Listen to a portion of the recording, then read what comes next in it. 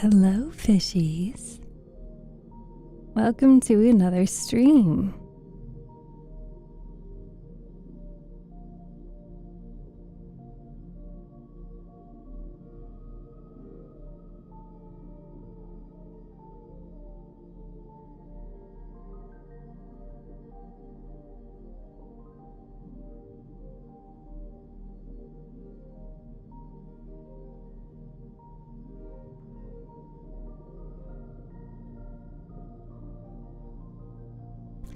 Pro self-love, congratulations on redeeming first in chat. Welcome TikTok chat. Hi Chris, hi Gam. Battle Boobies, love the name. Welcome, thank you for joining on TikTok. Oh, it's okay, Chris. I was also late to stream, so you can just blame me. I can take the heat. Just blame me.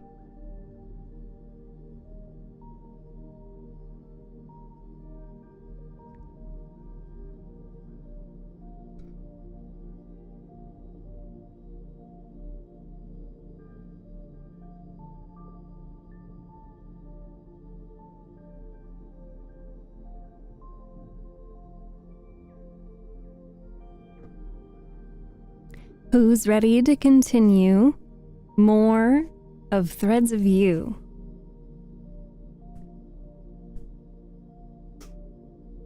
Oh, maybe I should look for...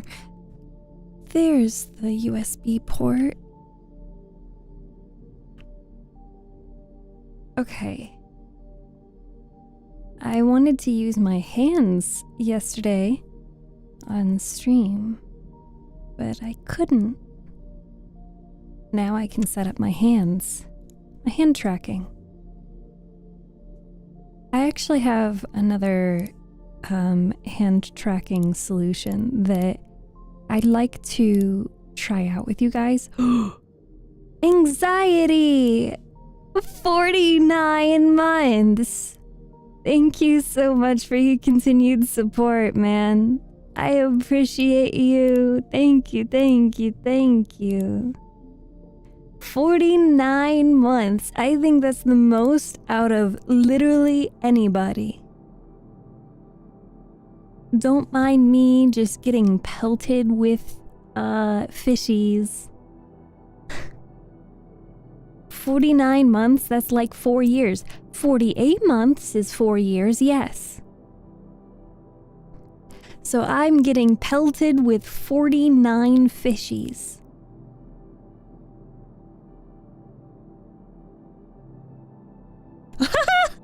That one phased right through my head. Nice. Can I eat the fish? No. Bad.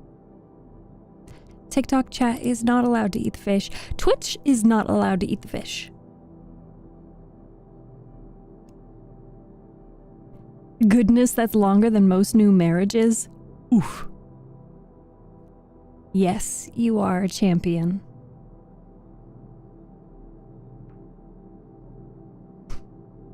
I'm not even going to call out Chris's comment being, you know, really sus. You're such an inspiration and role model for the smelly girl community. What makes you think that I am smelly? I smell fantastic compared to everything else down here.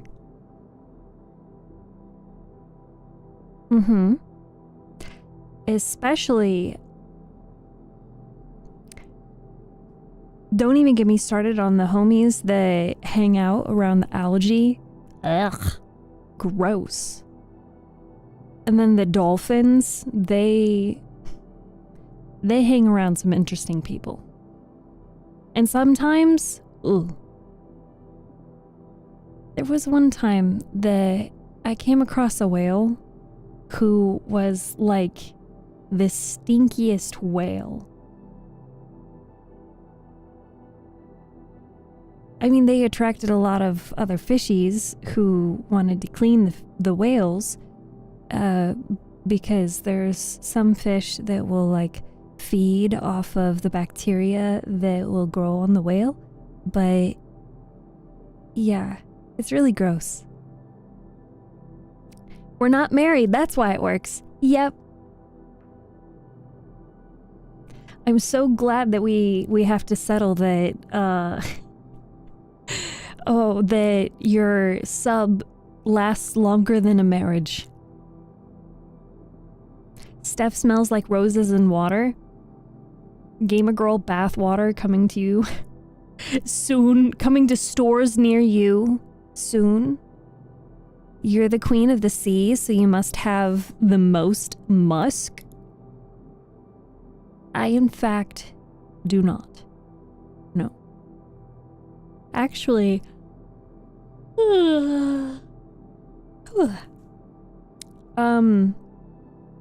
actually, down here in the bottom of the ocean, I mean, sure, the water is pretty stagnant, and sometimes the currents get really strong, and there's a lot of dead corpses and marine dust, but I've been to places that smell worse. Nothing smells as bad as human waste getting poured into the ocean. Nothing smells quite as bad as that. Hello, welcome to stream. For your information, I stay in a nice box with tartar sauce bathtub. Hi, Voodoo, welcome. Hi, Hadoken, welcome.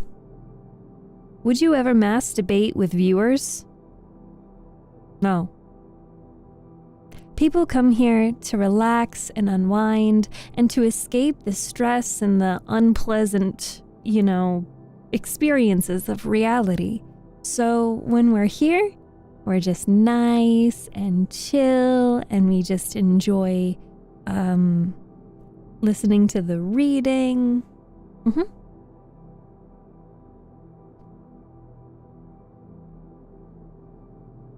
Let's switch over to this. Oh, god damn it.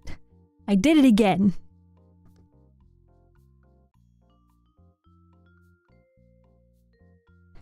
And then I pull up this screen.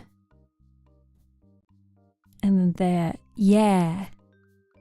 Okay. And then let me pull up this screen.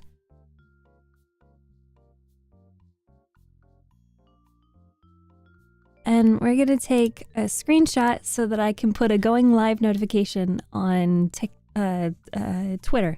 Okay?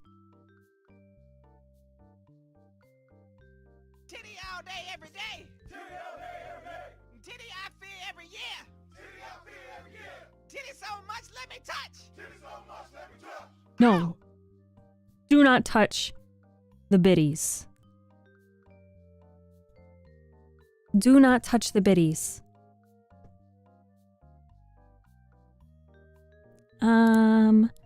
Actually, I'm gonna say we should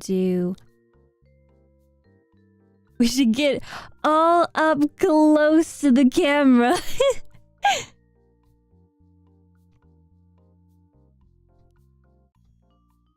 Okay. This is how we'll play the game. We won't. We won't, actually, but,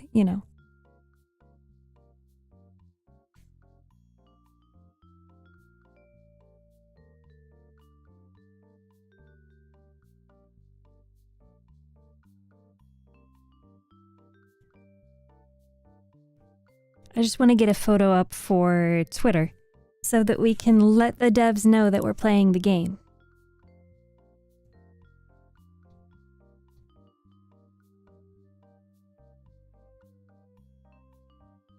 And then I have to figure out where the heck we were on the screen.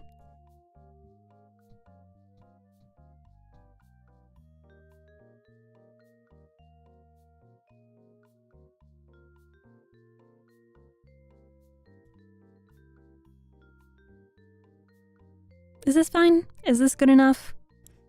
Or should I be smaller? I know that my fishies want to be in the background, though. I don't know how to get you guys more in the background.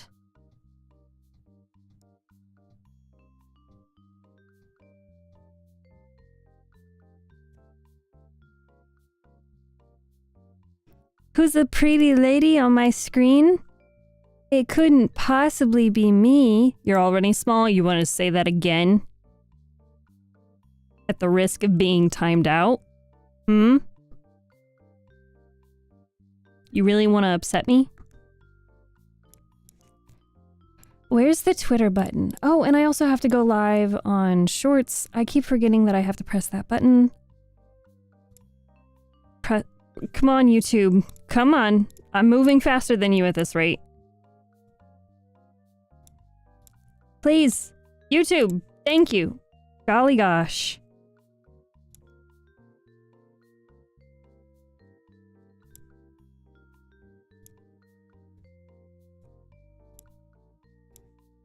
Okay.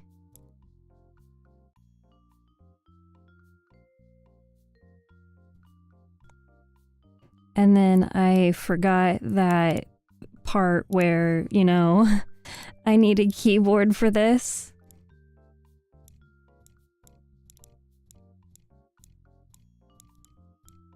You guys get to listen to me click every single button individually.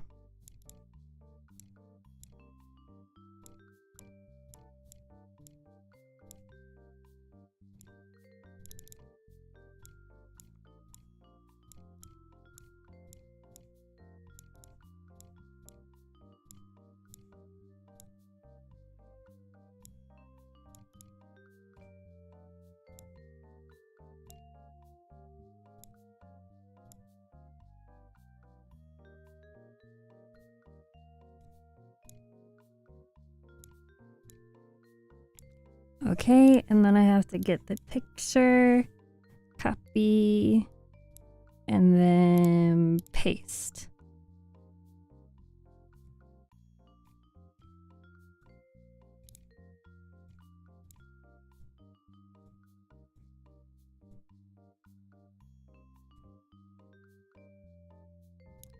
Mm-hmm.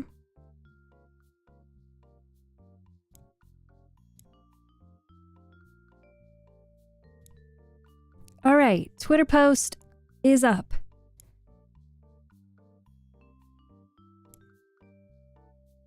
I would love to not have to press individual buttons. Beach episode. Okay, minimize that, do this, / announce, Control Z, Twitter post. Voila. Shout out to all our wonderful and patient moderators. Oh God. If you guys didn't know, shout out to Anxiety. They're an awesome mod. They've been here for a very long time. Using keyboard in 2025 cringe. I feel I may not be the target audience for this game. Y'all, like, almost 80% of my audience is masculine presenting individuals. Hi, Dova. Who, me? Blushies? Yes, you guys should, if you're a fan of Dead by Daylight, you should follow Anxiety. They play Dead by Daylight and they are a great fun time. I love playing with Anxiety. I totally forgot what else I was gonna say, but majority of my audience is masculine presenting individuals, and that is a-okay. That is a-okay. You guys don't have to be the target audience of this game. If anything, you can also just be here because I'm playing it or I'm doing the voiceover. That's allowed too. 'Cause I mean, I assume you guys think I'm cool. So that's nice.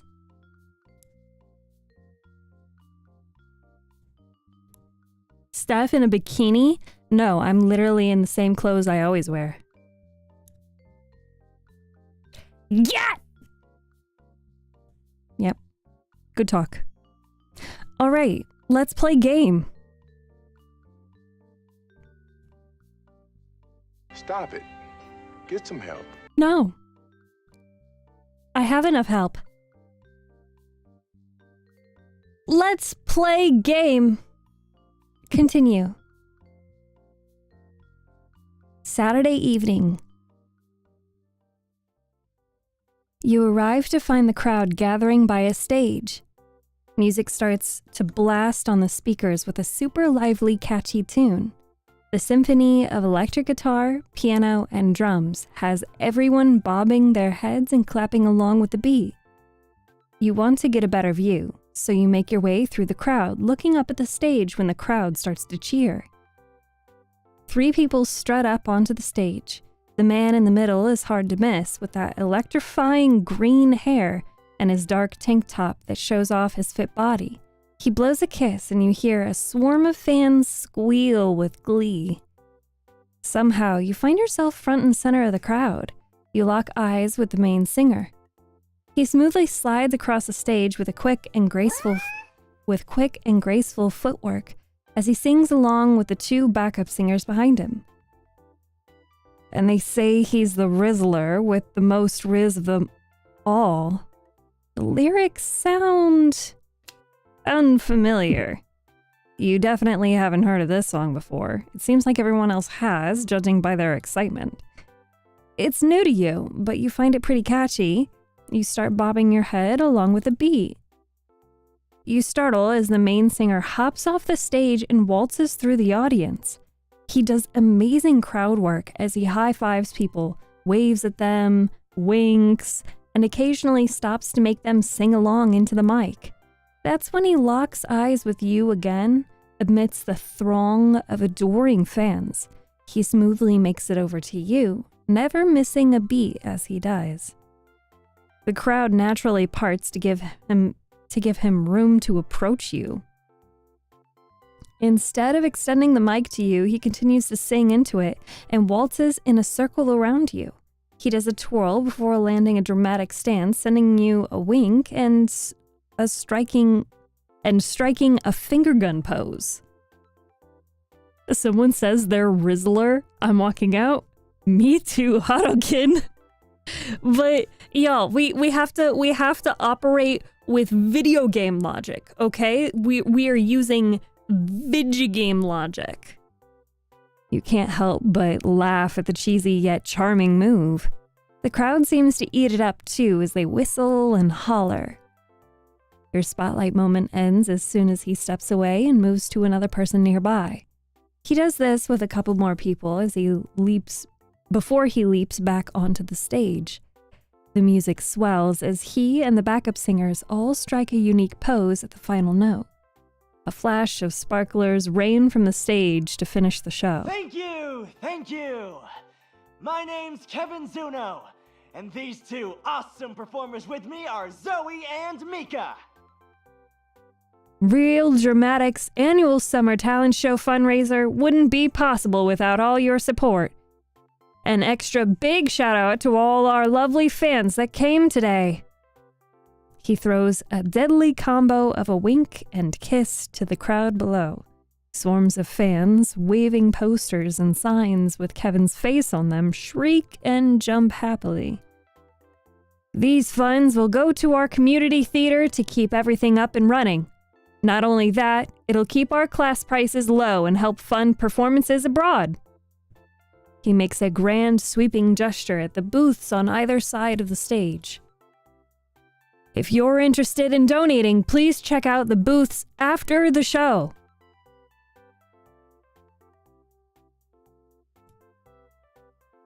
Now that that's out of the way, give it up for our next act. We've got some wicked breakdancers ready to flex their skills. Applause roars from the crowd once more before Kevin bows and leaves the stage. You watch him move through the throng of people and, to your complete surprise, heads straight for you.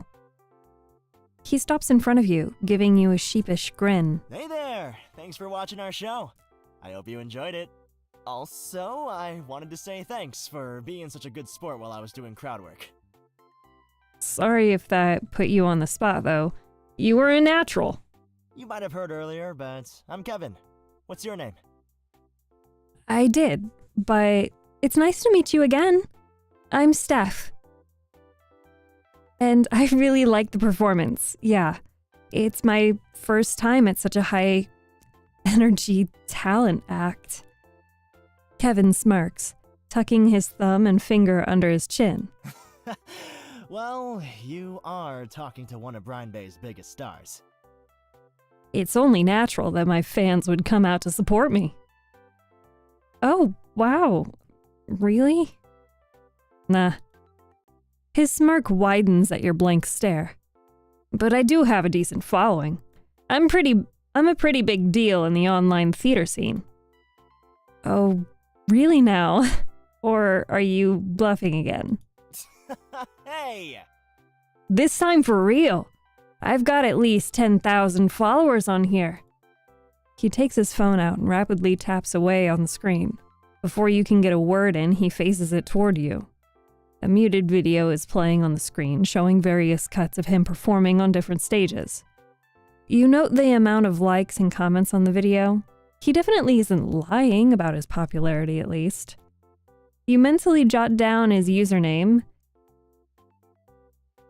Dareal Kev, to look up later. Careful now. He'll scroll on his page for hours if you don't stop him. Kevin and you look up from his phone to find a man standing a few feet away. Can he stand a few less feet away? He could easily be mistaken for a model with his looks. Long, wavy, light brown hair frames a handsome face, and thin framed glasses do nothing to hide his pretty brown eyes. Oh? Well, if it isn't my biggest fan.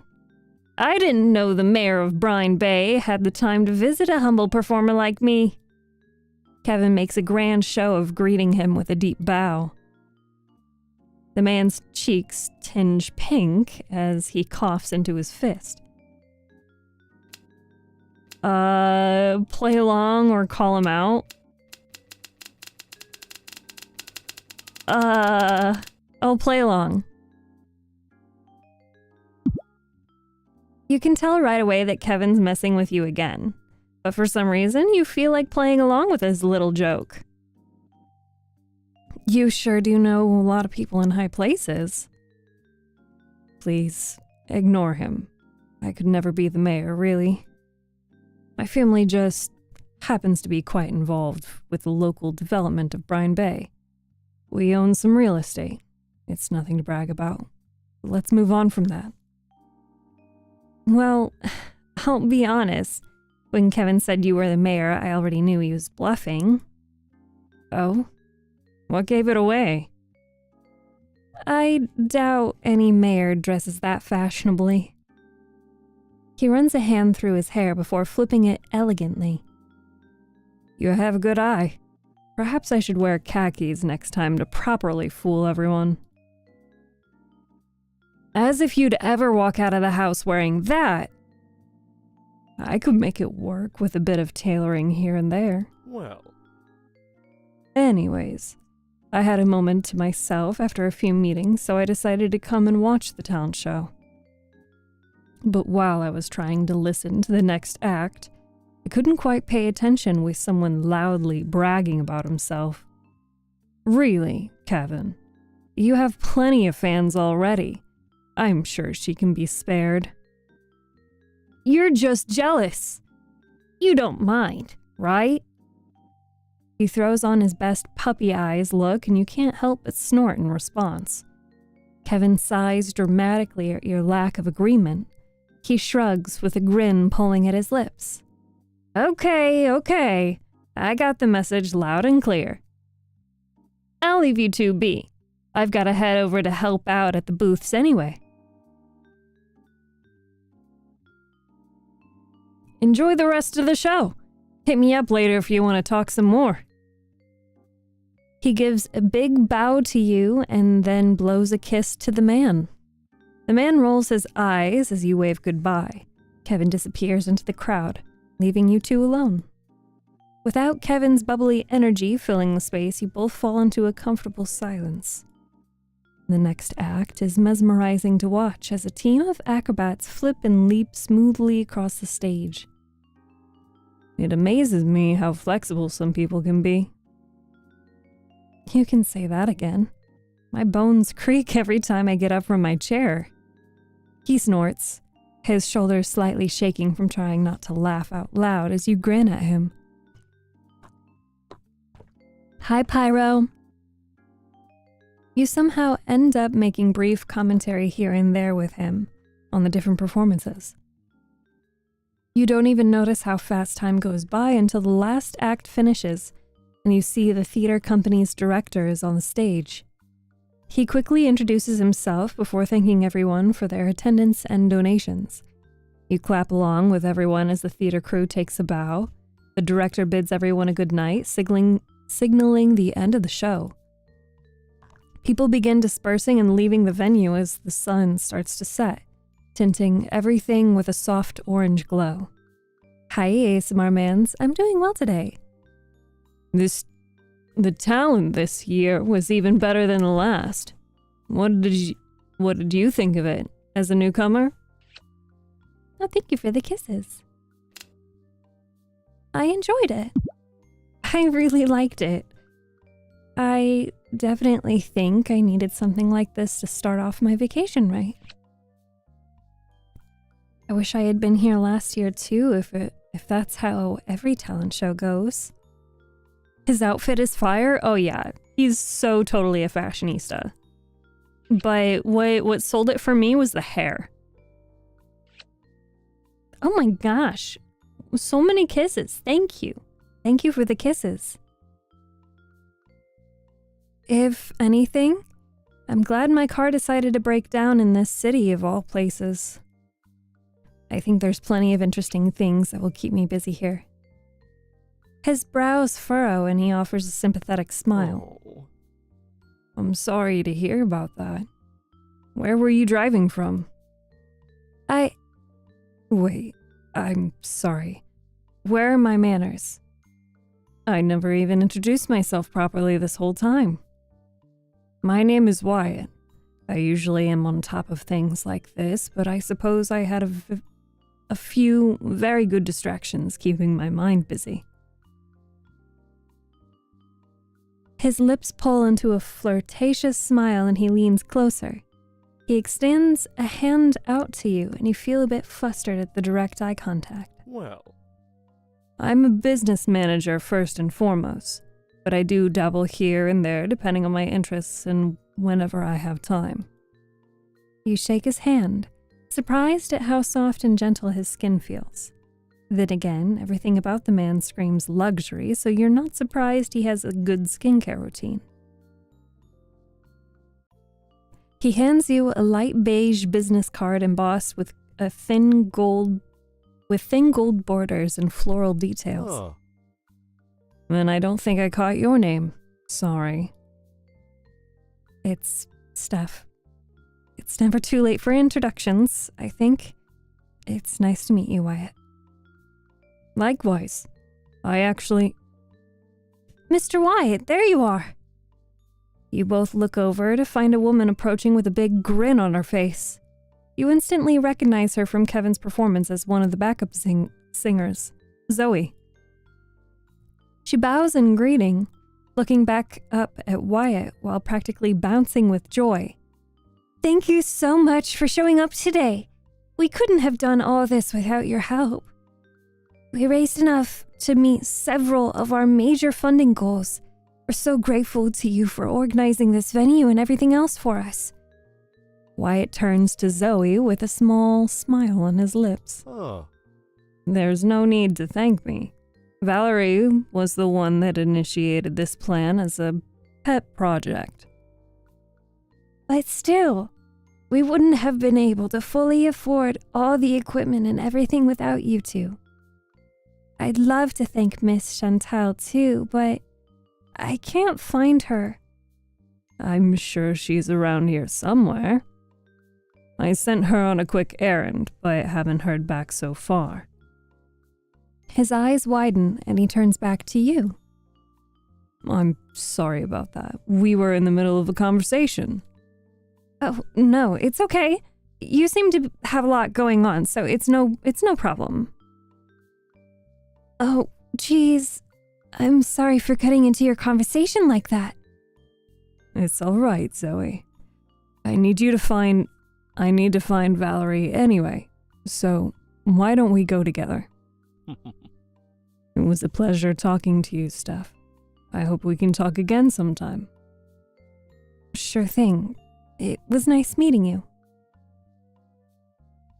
The two leave as Zoe continues to chat happily with a relatively quiet Wyatt. You look around, noticing several theater crew cleaning the venue. After all that energy, you find yourself a little grateful at the calm and quiet of the things settling down for the day. You make a cursory glance around you, though. Given how the day's been, you expect another random encounter with someone else. Minutes pass by without anything new. You breathe out a small sigh of relief. Well, I guess that's it for today. Maybe it's time to head back to the inn to rest.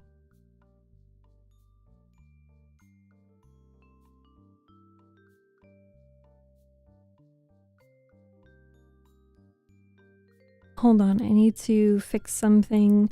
It looks like TikTok chat is not receiving audio. Okay, now they are.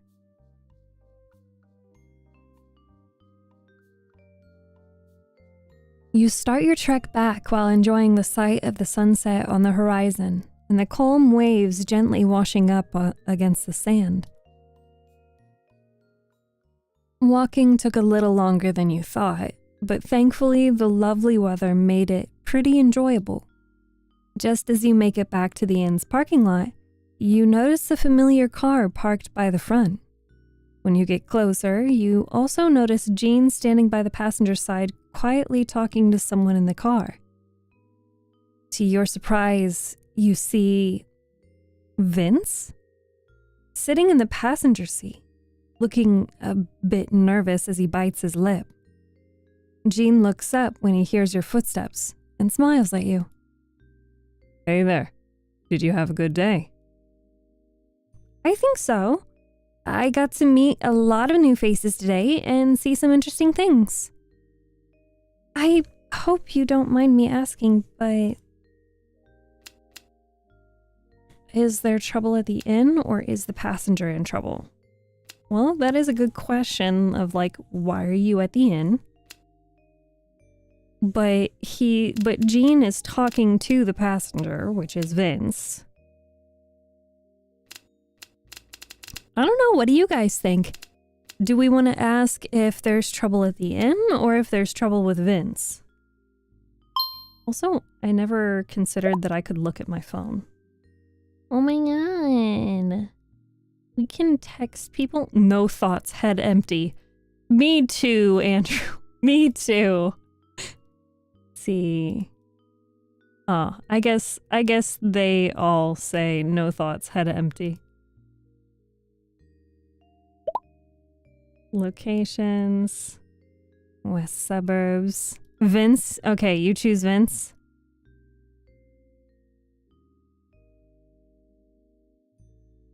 Huh. Okay, so this is just giving us an idea of where everything is. It's nice and convenient. Do you guys play Madden? Do I look like I play Madden?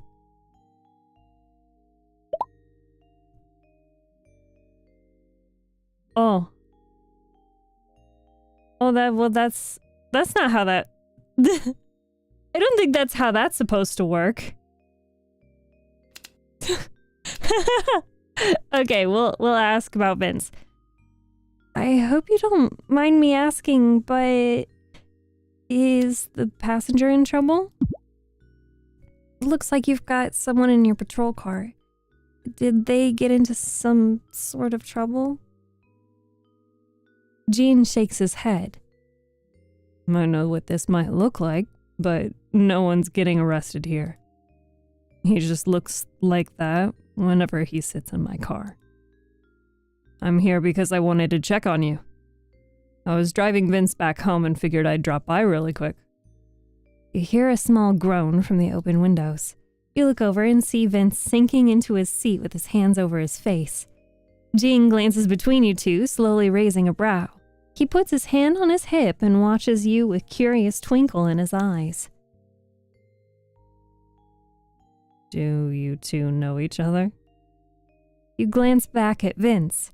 He's staring right back at you, looking like a lost puppy. Oh, he's so cute! You want to answer for him to help him out, but he heaves a heavy sigh and turns to Gene. Remember what you've been telling me for the past few days about doing the thing? Okay. I see where this is going. I tried doing it today. I tried talking to more people, but I ended up talking about crabs eating dead bodies to Steph. I was just trying to talk to me. So now I'm the goth weirdo who's obsessed with crabs. Not that either are bad things. Crabs are great, but being goth is cool too, but oh god, I'm doing it again. He mumbles an apology behind his hands. Gene snorts before reaching over to give Vince's shoulder a squeeze. Gene leans in closer, his expression softening. Hey, you did really well. I'm proud of you for trying. You watch Vince slowly drop his hands to reveal a small, hopeful smile pulling at his lips. He's so cute! After they share a little moment together, Gene turns his attention back to you.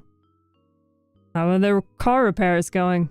Both Kai and I have been busy, so I didn't get a chance to ask him. It's going to take a while since we need at least a few days to even get the right parts for the car. Gene's handsome face scrunches into a frown and his shoulders slump in disappointment. I'm really sorry to hear about that.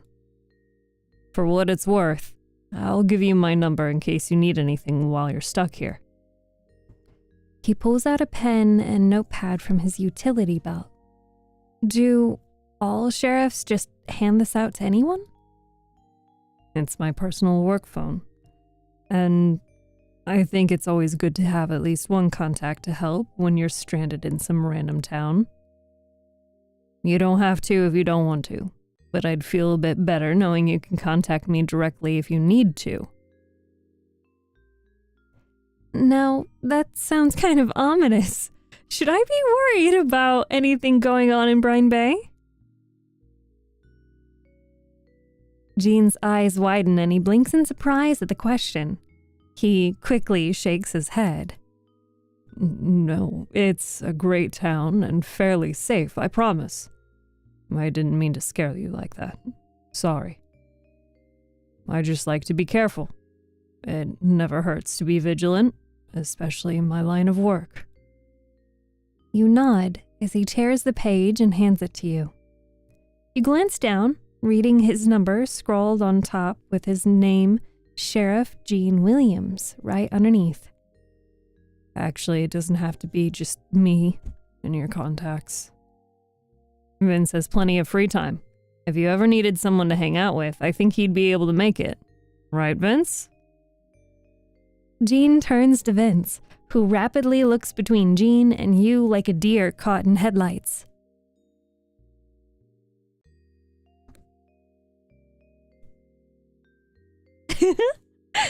He seems to consider it for a bit before he slowly nods. So, should I give my number? Or do you give me yours? He pulls out his phone from his pocket, but nearly drops it with shaky hands. He murmurs something under his breath, making sure he has a firm grip on it this time. His awkwardness is pretty adorable. You definitely wouldn't mind hanging out with him if given the chance. That's wild. Harukin in chat just says, yeah, I'd smash. Hi, Bacon. How's my favorite bookworm? Oh, I'm booking and I'm worming. I'm yep. I am both. Why is he like me? Okay, so you are adorably awkward. Embrace it. Get that socially awkward riz going for you. How about I text you instead? He seems to prefer that idea as he quickly nods with a small, thankful smile. Gene grins at your little interaction and straightens his back, looking content with his work. Please don't use worming. Okay, I am a bookworm and I am... What do you do with books? You read. I am reading and worm. What if I am not a worm, a bookworm, then what am I? This feels like a riddle. He writes down Vince's number with the name Vince Matador on another page before handing it to you. Well, I won't... Ooh. I'm sorry, I'm really trying to maintain all of these different voices, and it's really difficult to do that because I obviously am not a dude. Now, I could use my Go XLR, but I feel like that would be cheating, right? Well, I won't take up Well, I won't take up any more of your time. I just wanted to check on you. I can't. You consume thy text form within thy scriptures. Do you guys enjoy me trying to do the different voices? Or do you just want me to read it in my normal voice? Well, I won't take up any more of your time. I just wanted to check on you before heading home for peace of mind. I think I'd smash in a no homo way, like how us homies love each other. You know what?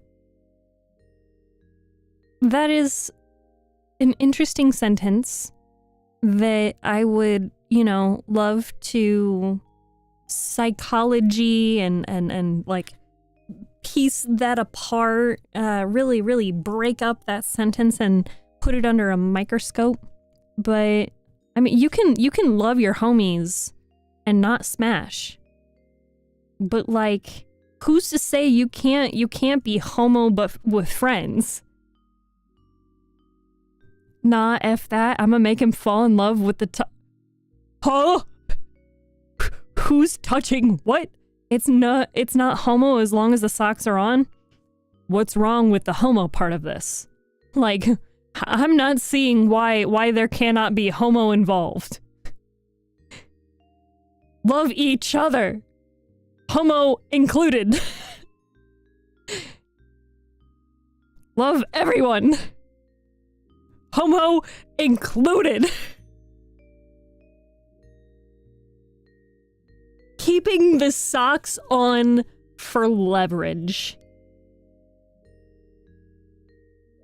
I feel like the only when we talk about socks, I just think of like, the hospital socks that have the grippies on the bottom.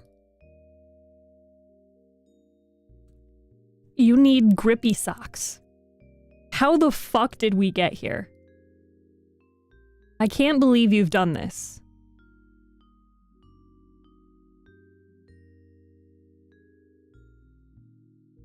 How could you guys derail my stream so much? I like women, therefore I shall smash in a homo way. Good job, Chris. You've overcome. Good job. Baba, thank you for the boba. Akira, hello, good morning to you, because I know that it's super early in the morning for you. I'll make sure it slaps like wet pizza dough. I'm gonna stop reading chat now. Those are not the socks I was thinking about. You were not thinking of the grippy hospital socks?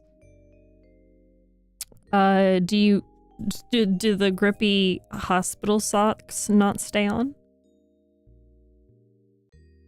Again, if you need anything, feel free to call or text me or Vince. Good night. I'll keep that in mind. Thanks. Good night to you too. He circles around the car, getting back into the driver's side. The car starts up and Vince gives you a small wave as they drive away. You head into the inn and find Dante hunched over his desk tinkering away at something. He raises his head at your approaching footsteps, nodding when you smile at him. Hey, how was the exploring? It went pretty well. I met plenty of people today. Plans have changed, and I'll be staying here at least a few more days. Sure thing. I have your card on file, so I'll just charge it until you check out. Stay as long as you need. The inn's not going anywhere. Great, thanks. Then I'll see you tomorrow. Good night. He murmurs good night to you, already engrossed in whatever he was doing before. After a nice long shower, you get into a comfortable pair of pajamas, ready to settle into bed for the night. But before that, you pull out Andrew's drawing of you from your bag and tape it to the wall near your bed. I really did mean it when I said he should look into pursuing art for a career. It's super cute and unique. When you're content with a placement, you pull the blankets out and hop into bed. You let out a content sigh at the way you sink into the mattress. Now that you're all cozy, you pull out your phone for your nightly bedtime scrolling. But instead of opening your usual apps, you pull up the contacts list.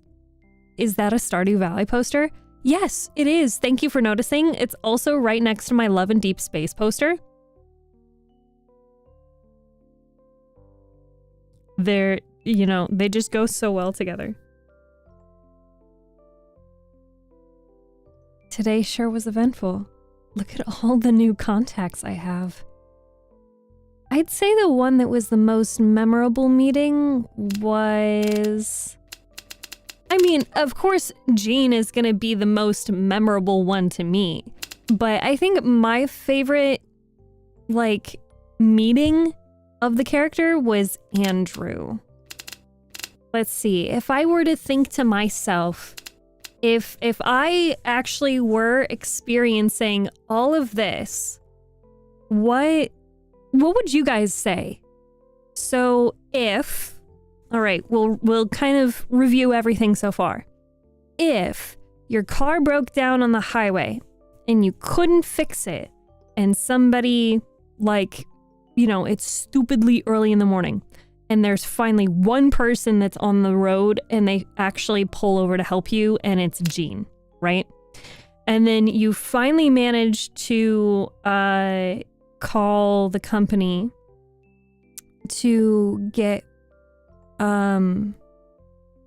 someone to come out and fix your car, and then Kai shows up to take a look at the car. And you go back to the shop you eventually get to the shop and you talk to Kai again, and Kai shows you the way to the diner. You go to the diner and you meet Chris. You have food, lunch, I don't know. Apparently we only had one meal. Lunch, you have lunch with Chris. And then when you're on your way out, you meet Vince, who is very shy and quiet and awkward. And he embarrasses himself and he leaves. Hi, Jax. And then you leave the diner and you go walking through the park, and you bump into somebody carrying like cookies or something, and someone who is sitting there drawing notices, and you meet Andrew, and Andrew is sitting there drawing on his easel, and he gives you a towel to like wipe off all the cookie crumbs. And then you talk to him for a while. He says that he owns the bookstore down the corner. Then he leaves and tells you that, yeah, the talent show is starting soon. So you go to the talent show, and that's where you see Kevin, who is singing. And you're talking with Kevin when Wyatt shows up, and you barely honestly get to talk to Wyatt. So I think what's interesting to me is that you obviously get a lot more meeting time with Jean and with Kai. I feel like you get a lot of time with the two of them. Chris, we don't get a whole lot of time with him. There were some lines that Chris's voice actor actually got to speak. There's some lines that Vince's voice actor actually gets to speak. Wyatt's voice actor almost didn't get to say anything. Like, I just had to assume what his voice was like because he did not say a full sentence in which that I could try to imitate or copy. Meeting Kevin and Wyatt was like very, very brief. So those are just kind of like, I feel like the amount of time we are exposed to the character does influence what our responses are going to be. Or of course, like, the question is, what is the most memorable meeting that you had today? Well, the game says that they're all attractive. So the player, me, would potentially choose who we find the most attractive. That's not what the question is asking.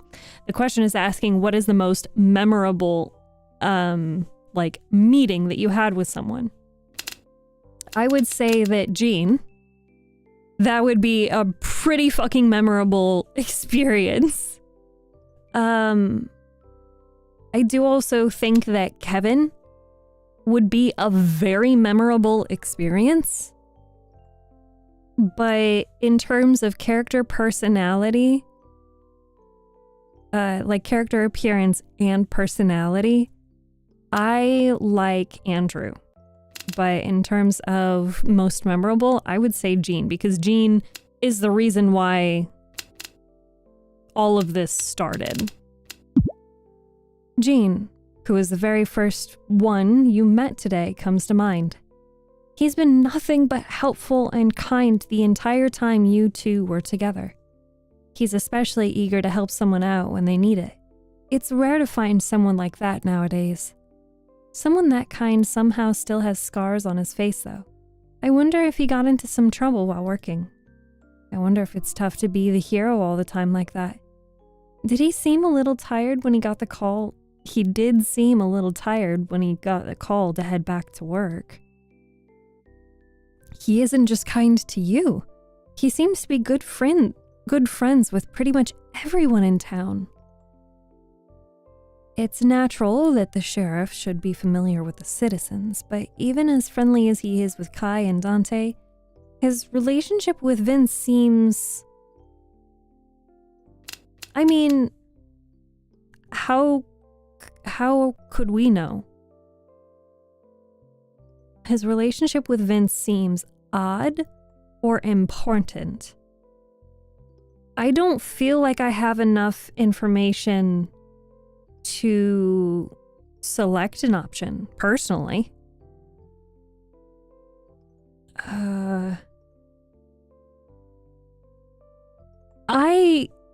again, personal opinion as the player, I feel like they're all a little odd. The way that all of the male characters kind of like introduce either each other or pass the baton of the main character's attention in a way, it's a little gay. Like, bros are winking at each other and like they're being teasing and playful, and like I don't know who said what, but then someone else blushed. Like what was it? Kevin said something and then Wyatt blushed, or what? You guys see this, right? Good night, Akira. See you soon. I hope we get to see you again tomorrow night. Okay, Hadakin, it's not just me. All right? It's not just me. So I don't want to say odd because I don't know if the game is trying to tell me that Vince and Jean are somewhat related, or if the game is trying to tell me that all of these male characters are in some way gay for each other. Because if they are, hell yeah. Give me the soup. Give me the popcorn so I can watch all of this romance unfold.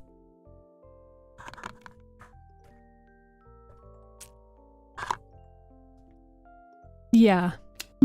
Important. You remember the gentle look Jean gave to Vince and how Vince's tense demeanor faded a bit around him in return. The two definitely trust each other and have a close relationship that Jean treasures.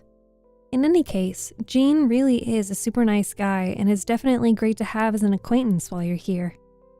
You set your phone down, feeling a hint of excitement for the next few days.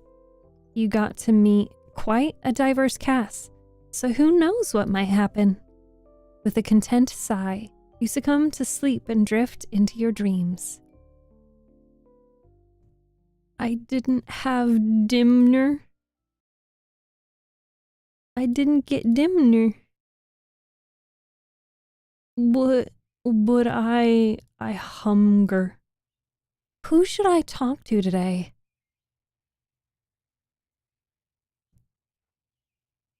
Who is that? What is that? That is a surfboard. And then this one is the diner, and that's Chris. And then the beach, what? These are my 3 options? Huh. The boys didn't get you dinner because they made plans already? Well, I want dinner now. I personally, if I were to be anywhere near the beach, I have to go to the beach, you know? But do we want to talk to Wyatt? Or who is the surfing picture? I don't know. Oh, and there's no icon over there. Okay. Well, let's go to the park. You know what? No. I said it. I said if this were IRL, I would go to the beach. Let's go to the beach. You head to the beach, expecting to be greeted by early morning tranquility.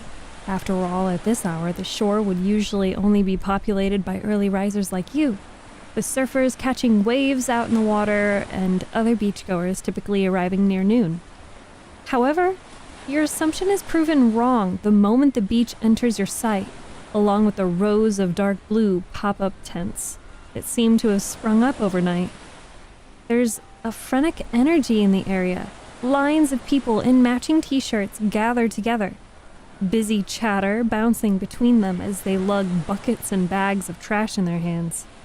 At the center of it all is Wyatt, effortlessly wielding a clipboard and sticking out like a sore thumb in his Sunday best, with the rest of the people on the beach being garbed in actual beach-appropriate attire.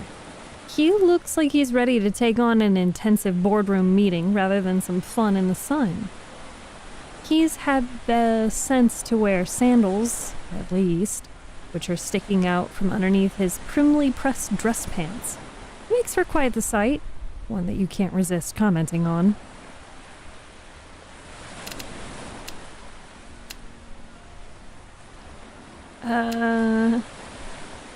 Did you remember to put on sunscreen?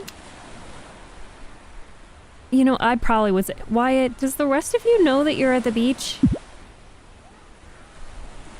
Wyatt looks up, surprised but entertained.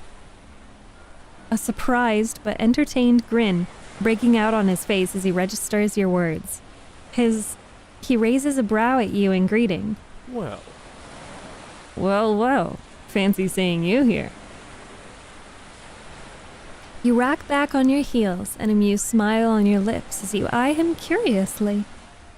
I should be saying that about you. What are you doing here? Are you auditing something? Oh, yes. I'm counting every little grain of sand on this beach. It's a real thrill. Sorry, I have to adjust the game audio. Seems a little bit loud for chat. You including the ones that got into your souls? What game is this? Threads of You by Beyond the Bay. It is the updated demo. He snorts. I've well accounted for those with the way they're digging into my heels. Thank you very much. You let out a laugh. There's something much more relaxed about Wyatt now, compared to how he'd been upon your first meeting only yesterday. Something less deliberate and softly polished, in favor of a sharp, carefree wit that stirs the air with sparkling jibes and quick...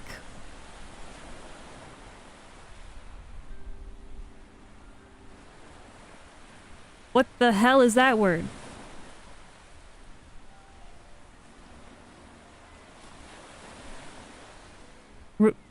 Huh? This is my brain coming off of reading The Lightning Thief, right? Repustes. I'm pretty sure that's not correct.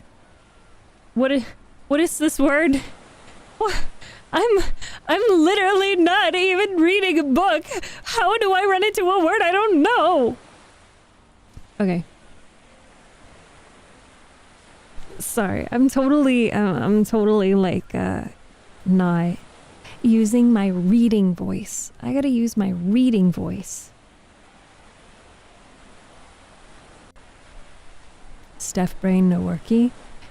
Well, what is it supposed to say? Reposts? The man in question looks at you with a mild smile and slightly raised brows, an inquiring light in his eyes. On another note, what are you doing here? He gives a deliberate pause, as if coming to a belated revelation. Don't tell me. Are you perhaps here to help with the cleanup? You eye his clipboard mock covetously. Like you are, you mean? Wyatt follows your gaze and clutches the clipboard to his chest. You're prying this clipboard out of my cold dead hands, if that's what you mean. And yes, for the record, I am helping. Keeping things organized during the initial rush isn't for the faint of heart, you know. You cast a cursory glance at the many people roaming about the beach, diligently picking up pieces of trash from the sand with their tongs and grabbers. There's enough for you to figure out that Wyatt hadn't been exaggerating. I see. How long have you been out here? At least an hour now, which means I've had just about more sun than I would have liked. But, well, I probably need Oh my god, my voice, it keeps cracking. I probably need to reapply my sunscreen. Wyatt's tone starts out joking, but it soon devolves into a thoughtful murmur as he touches his face. You look over his clothes once again, unable to stop the bubble of amusement rising within you. Still, you're looking a little over-equipped for a beach cleanup there, champ. He taps his clipboard with a pen that has magically appeared in his hand. Well, I am an organizer, meaning I had no small part in trying to wrangle all of this into order. Do you know how many things can go wrong in a small town's weekly beach cleanup? Many things, Steph. Far too many. He pauses, as if deliberating, then smiles, sly and mischievous. His next words come out low and drawn out. And, well, it's not like I'm here entirely out of my own volition. This ensemble is as much of a tactical choice as it is a fashion statement. Ah, he's in this getup to sneak away from the actual cleanup. You click your tongue in faux disapproval, shaking your head. I had never thought you would stoop to such methods, Mr. Wyatt. He rolls his eyes, but his grin is one of sharp delight. I see Kevin's already been a terrible influence on you. Didn't you meet only yesterday? Yes, well, he tends to leave an impression. Wyatt's expression morphs into one of half-reluctant fondness and exasperation. But he does. You study him carefully. You leave quite an impression too, you know. Oh. He rests his hand on his cheek in one delicate movement, the weight of his attention now fully resting on you. Liquid brown eyes curve up with the teasing smile that now rests on his lips, unable to completely hide the light of interest that flashes within them. Something stirs in your gut, something warm and bright and curious, and you look back with a teasing smile of your own, unwilling to back down. Would you like to know? If you would be so kind. Wyatt is someone who's always chasing after his ambitions. Wyatt is someone who cares more than he lets on. Wyatt is someone who's used to a wealthy lifestyle. And we're not going to assume that. Is he someone who's always chasing after his ambitions? Or someone who cares more than he lets on?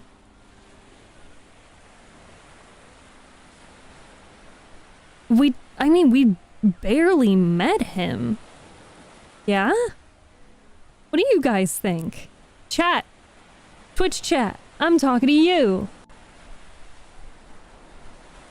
Cares? You think Wyatt is someone who cares more than he lets on?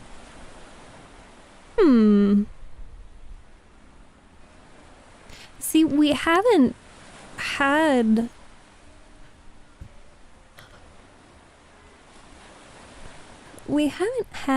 too much interaction to know. Who goes to the beach early day in a blazer? The jacket over the shoulders says it all. Chasing ambition. So he's an organizer. He organized the venue yesterday for the talent show in the farmer's market. And he's organized the beach cleanup.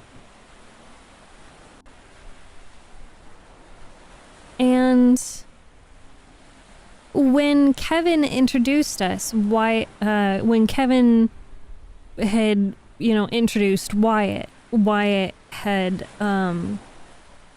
had blushed. Like, I don't think we have a reason to not think that he cares. not that he's always chasing after his ambitions. We can also do this and look over the log. Okay. Oh, it seems a little bugged here, where the dialogue is hidden under the banner. He rests his hand on his cheek in one delicate movement.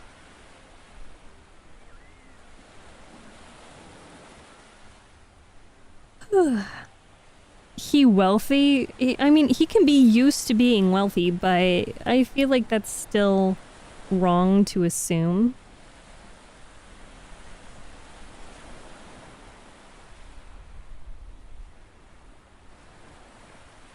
I see Kevin's already been a terrible influence. Oh, I like that that just pops into existence.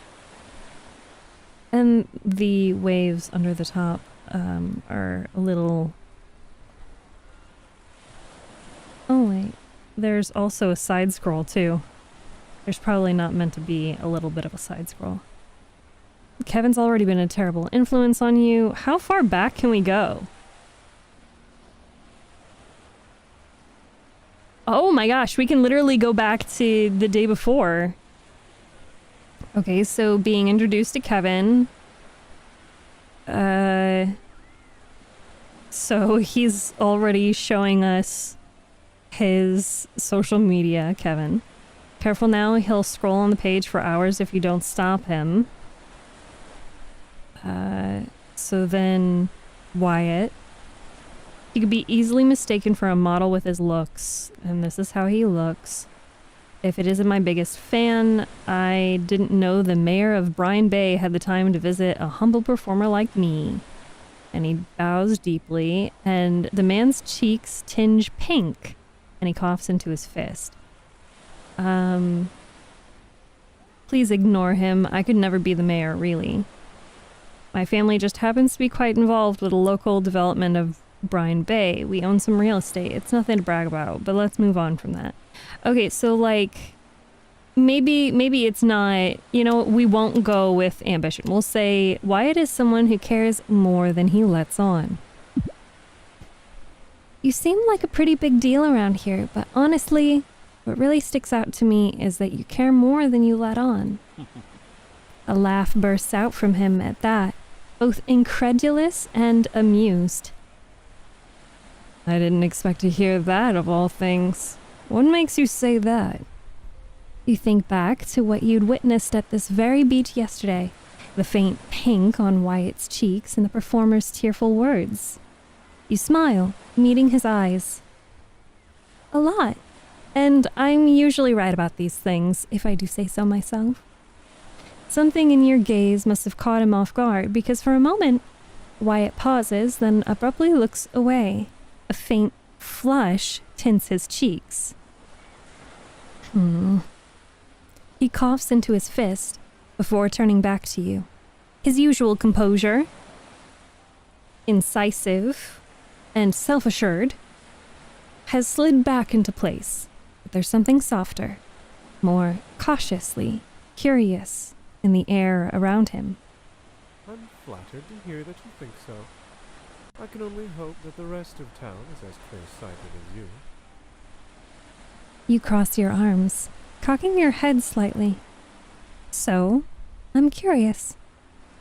What could make the great Mr. Wyatt resort to such insidious fashion strategies? You're not being pressed into volunteering under the pain of death, are you? Wyatt's lips quirk, and he lets out a theatrical little sigh. Oh. Nothing quite as exciting as that. If you must know, I was having a little chat with the organization responsible for spearheading these cleanups. They happen to remember me from when I volunteered back in high school, and one thing led to another. Thus, here I stand, at the mercy of the sun and sand on a Sunday morning, when I'd really rather be comfortably seated having an egg white frittata with a side of fresh squeezed orange juice, replete with the day's newspaper. Oop. There we go. You're unable to keep your surprise from leaking into your voice. I didn't realize you went to school out here. Wyatt smiles lightly, gently tapping his pen on his clipboard. Is that so surprising?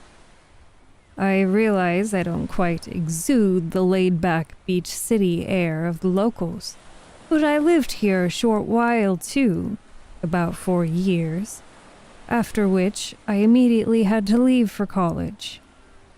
Then, after that, I went about trying to set up my own company. That kept me busy for a few years. But, well, I'm back now. Huh, I see. Do you have any tips for this Brine Bay newcomer then? His smile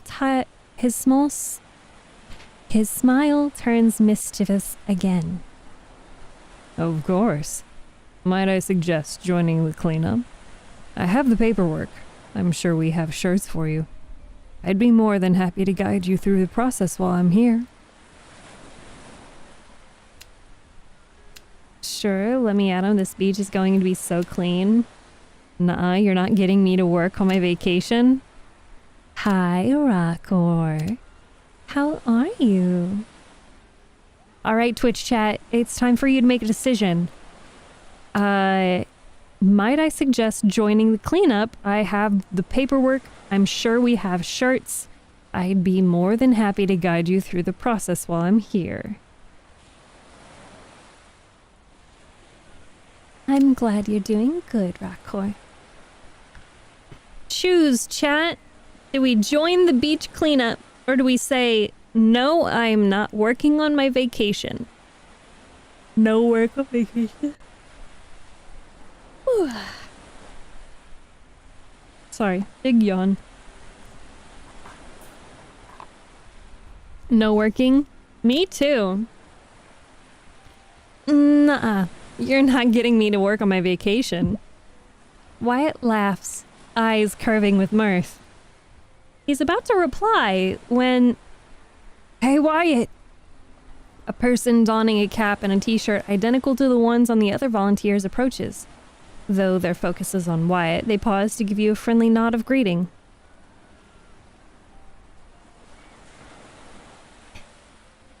Let's make a deal. I give you a hug, you call me a good boy. Rockor. I will call you a good boy for free.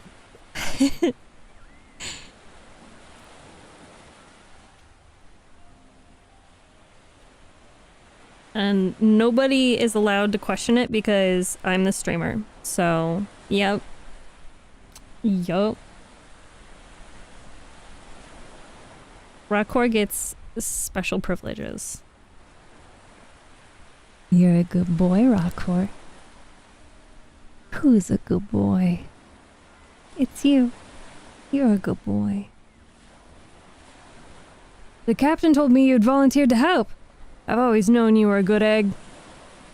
The good egg in question snorts. It was less volunteered and more got dragged under duress. The organizer airily waves a hand, cutting him off with a fond smile. Nice to see that you haven't changed. They catch your gaze and lower their voice conspiratorially. Wyatt here often volunteered back when he was still in high school. He made sure to be real hoity-toity about it. Hoity-toity! But he always followed through, never once bailed, and that's more than I can say for most. Rockor, thank you so much for the bits. Thank you for the 100 bits. Who's a good boy? Who's a good boy? It's you. It's you, Rockor. Thank you. Thank you for the bits. The organizer smiles and pats the now silent Wyatt on the shoulder. Anyway, thanks for all your help, Wyatt. We can take care of the rest if you want to step on out. Is everything taken care of then? Well, looks like we might be short a few hands, nothing too unusual. There's always people who sign up and end up bailing. Today's just a bit messier because of the recent outbreak of bonfires. Our earliest wave of vacationers are all finishing up and vacating town, so... I see. Wyatt pauses. You glance at him. He looks rather reluctant, but he's not moving either. Maybe you can help him out. Well, would you look at that? Wyatt told me his schedule just opened up. Stare at him pleadingly. Pathetically, even. That would be me! It's me! I'm lurking now. Enjoy your lurk. Wyatt, weren't you saying that you have somewhere you need to be? Stare at him pleadingly. Pathetically, even. Yes! The stare you direct at him is one filled with so much pleading, so beseeching, that Wyatt has to look away. He looks down, suddenly very intent on examining the grains of sand at his feet.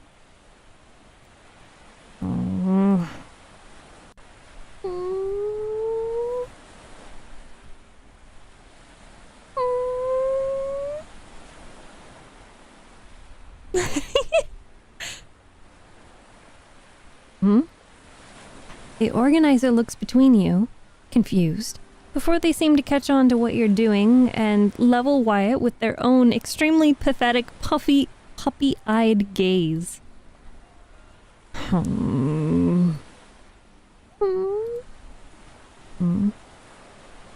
The silent battle of wills continues for a few more seconds, but in the end, you and the organizer prove victorious. With an exaggerated, beleaguered sigh, Wyatt raises his head and looks at you, lips twitching. All right. You win. Against my better dreams, I'll join you. Happy? You cheer. Yeah! Thanks, Wyatt. Fantastic. Welcome aboard. You already know what to do, so I trust that you can take care of the sign-up process from here on out. Wyatt waves a hand. Yes, I've got it. Great. Good luck. Hi, Angamon-san. Welcome. The organizer bustles off, shooting you a comradely wink. As they go, once they're out of earshot, Wyatt heaves a dramatic sigh. Well, there goes my afternoon nap. You grin, satisfied. The sign-up process proves short and quick, and soon you and Wyatt find yourself each equipped with a pair of your very own grabbers. Wyatt clacks his own pair open and shut, examining them with some nostalgia. It's been a while since I held one of these things. You experimentally clip your grabber around a rock. This kind of makes me feel like I'm a crab cleaning up its home over the weekend. An apt analogy. Well, let's get this over with, shall we? You nod, and you both go forth on your new grand quest. Later, once the cleanup has wound down and you've both gathered a respectable amount of litter in your garbage bags, the organizers treat all the volunteers to popsicles. You savor yours, letting the chilly treat chase away the heat stuck to your skin. So, what do you think? Do you feel rewarded for having helped? Wyatt hums, primly biting into the purple popsicle in his hand. It's not as bad as I remember. The cleanup or the popsicle? His next response is deadpan, and not wholly unexpected. The popsicle. This is my favorite flavor. Purple. Hold on. I feel like the...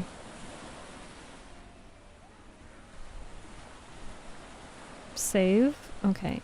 I feel like the ambiance Oh my god.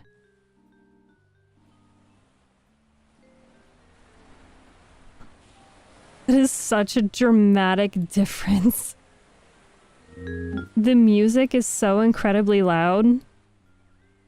The voices are so incredibly low.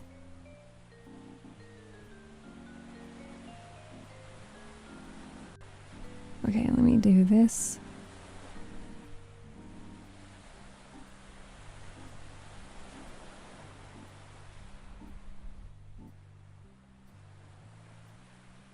Okay. I want him to say this line again. This is my favorite flavor. Purple. Purple. Hi, Chris. Seems to be I've encountered a wild Steph. Well, thank you for joining us on TikTok. Purple? Like the color? Yes. It's not great, if that's what you're thinking. And no, I don't know what it is. Just that it tastes just the same as it did back in high school. You eye his popsicle, curious, upon noticing your gaze, Wyatt half-jokingly moves to protect it. Eyes on your own popsicle, Steph. You make a show of regretfully turning your eyes away, and Wyatt laughs, prompting you to break into a grin. Perhaps you'll check out this purple popsicle yourself later, before you leave Brine Bay. If not, then you suppose its true identity will just have to remain yet another of life's little mysteries.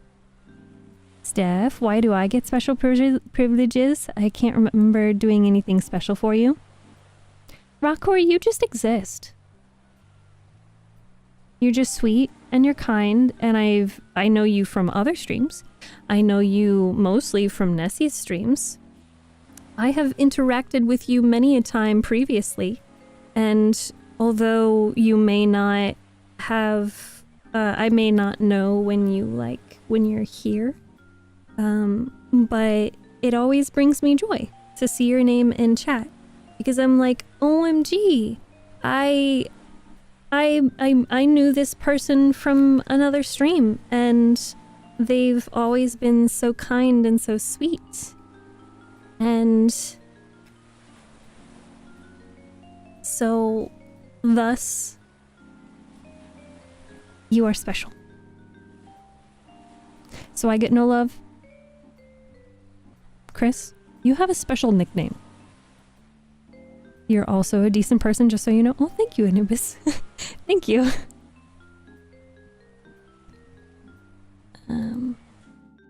Okay, next scene. Where should I go now? What is love? Let's see, do I have that? I've got that somewhere, right?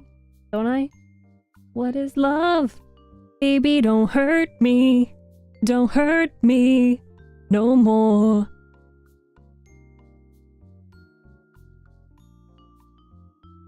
Who's a good anxiety? You're a good anxiety. Yes, you are. You're a good anxiety. Steph's just out here flustering me, making me kick my feet. Good. As long as you're like giggling, kicking your feet, blushing, that means that there are no bad thoughts happening in your brain, all right? So this is good things. You know what?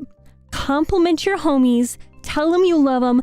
Give them forehead kisses, homo and no homo. Do it. Because it'll make them kick their feet blushing and they'll think happy thoughts. Right? Only, thank you for the head pats. Only happy things, right? Only happy. That's exactly what I'm doing. Bad thoughts? No bad thoughts. They don't exist. Yo, homie. Yeah, just, kiss your homies. There's all of the fish in the background behind me. Just kiss a homie. It's important what you do with your life, not necessarily what you think. Your brain is always working against you. So fight it. Fight it. Do things that will make you happy. I didn't even know what kind of bad thoughts I could have. Exactly. See? You get called good boy, bad thought, gone. I don't make the rules. That's just how it is, guys.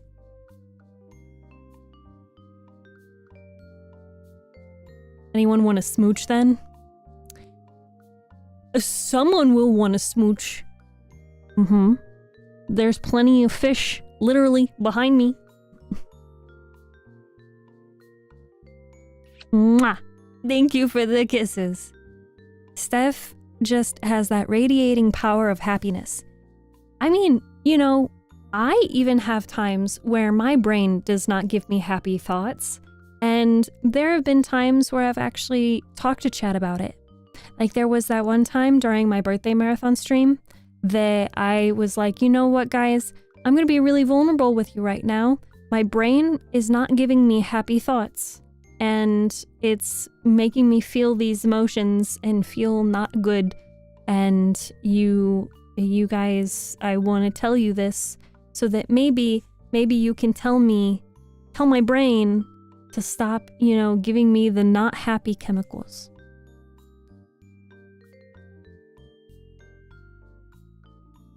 Let's keep playing. Where should I go now? Do we go? I want to go to the bookstore. We could go to the theater, the garage, or the diner. Oh, we could go to the diner with Wyatt, but I kind of want to go to the bookstore. Is there any other? No, this is it. I want to go to the bookstore. It's normal to feel all your emotions. Indeed. Hi, Thombert. On this fine Sunday afternoon, you find yourself making your way towards Book Hook, the town's resident bookstore. Andrew had mentioned that there would be an event going on after all, and it's not often that you happen across bookstores celebrating official release anniversaries. Your curiosity compels you to check it out. You're beautiful. Thank you, Piero. I will be here for you and always. Oh, thank you, Chris. I mean, even if you're not, it's okay. Trials of Tempest is pretty popular, I think. I wonder how big this event will be. Hi, Unzipped. It's still a Sunday afternoon, sure, and it's probably a small bookstore, but you're still hopeful that there'll be a decent turnout, if only for the sake of Andrew's unconventional but creative advertising methods. Your expectations are immediately proven too low. However, upon your arrival at your destination, a sizable signboard propped up on top of an easel stand. What? A sizable signboard propped on top of an easel stands Pride of Place outside the bookstore. The words Trials of Tempest 25th Anniversary displayed across it in bold lettering.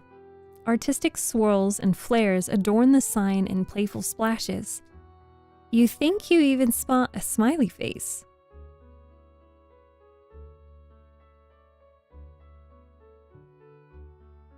People bustle in and out of the store in excited streams, some carrying armfuls of what looks to be collector's editions of the celebrated series, while others happily clutch small stickers and buttons. Their bright smiles, animated chatter, and cheerful laughter. It's obvious even from outside that this event is a hit. All right, into the fray we go. You square your shoulders and head into the crowd. You barely manage to squeeze inside with all the tumult, but in the end, you make it through in one piece. You're instantly greeted by a hubbub of sound and activity. Bookshelves have been adorned with colorful paper-cut decorations, hanging from streamers to dolls to origami.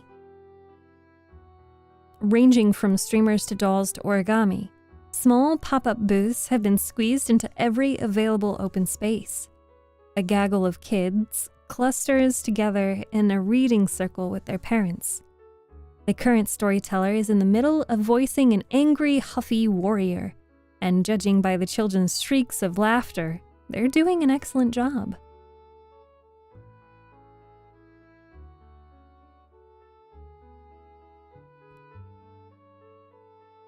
What are you guys talking about in Twitch chat? Looks like it increased. What are you talking about? What are... Okay. You Twitch chat is weird sometimes. I have no idea what you guys are talking about. However, it's not long before you realize you're blocking the doorway. You tear your gaze away from the sights and hastily move aside. It's then that you see a red blur rushing past you.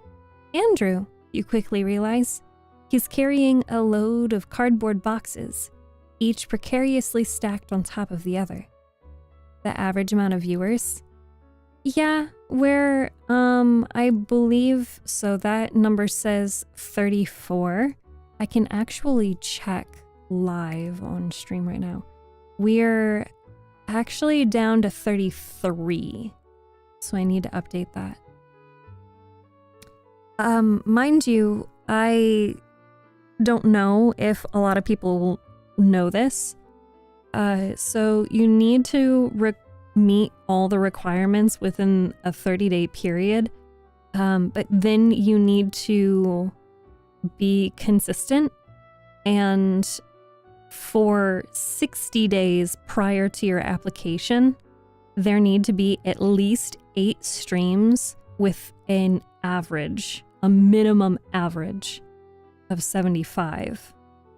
So there needs to be 8 individual streams averaging 75 or more in both 30-day periods. So in total, there needs to be 16 streams averaging more than 75. And we've only had one stream, I believe, where we averaged more than 75. Yesterday we averaged 10, then the day before that 15, then 24, then 19, then 13, then 44, then 20, then 99, then 24, then 44. So I really don't know. I don't know that we can make it happen. I don't know what to do. We're still so far away from... You remember that? You remember the not good thinking part? You remember the sad, the brain do sad thing? Yeah. This is why I don't think about it. But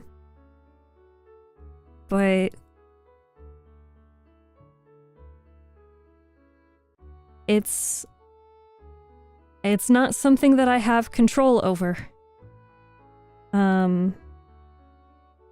I can't control how many people are watching.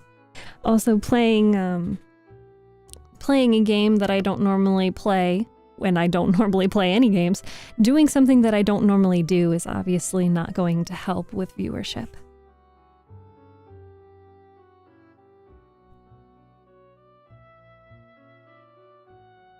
We'll do it, we'll make it. Keep your hopes up.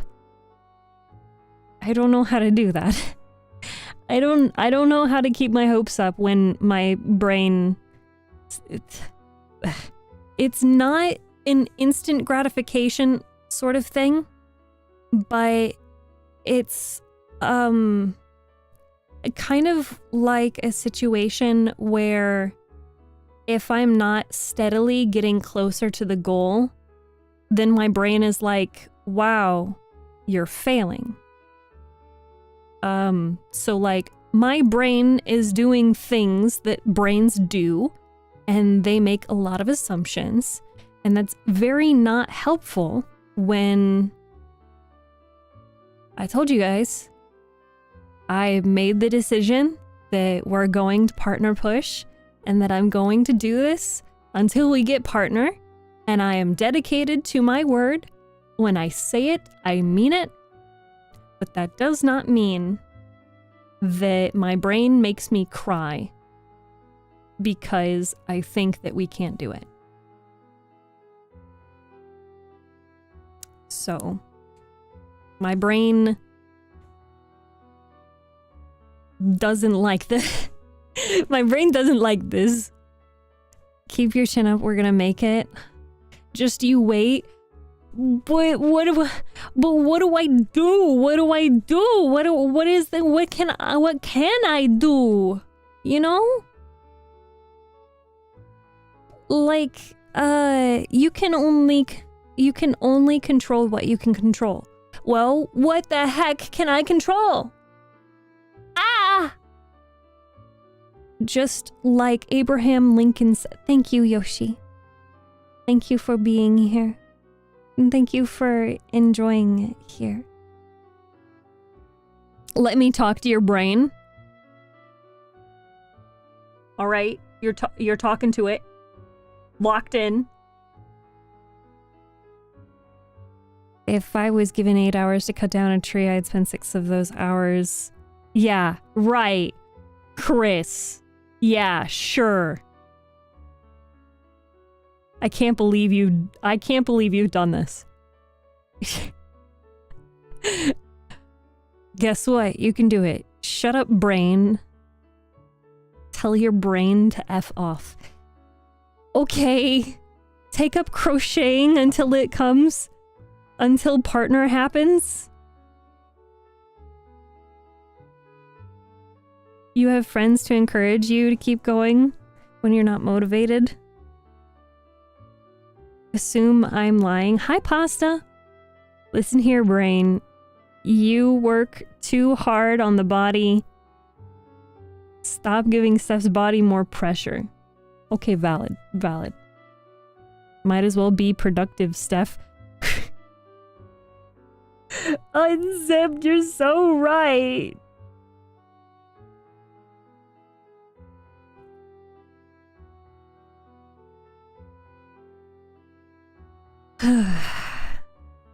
Okay. Let's keep going. We're focusing on stream and game right now. We're not focusing on brain. On the brain being mean to me. Sorry for the wait. He hurries towards one of what looks to be his part-time workers, judging by the cardboard name tag hung around their neck, and lowers himself to hand off one of the topmost boxes. The stack wobbles dangerously as he bends his knees, and the part-timer quickly swipes one from the top of the pile. I'm sure you'll get it. Thank you.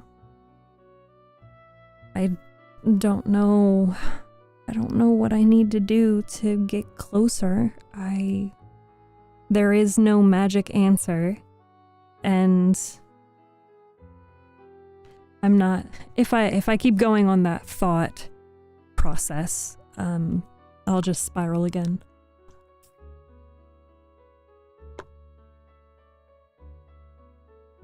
He moves to rush off, but then a box wobbles and teeters, and you can catch a look of almost comical horror in his wide eyes before you dart in to save the day, catching it in between you, Andrew, and a scurrying pair of kids that barrel beneath your outstretched arms.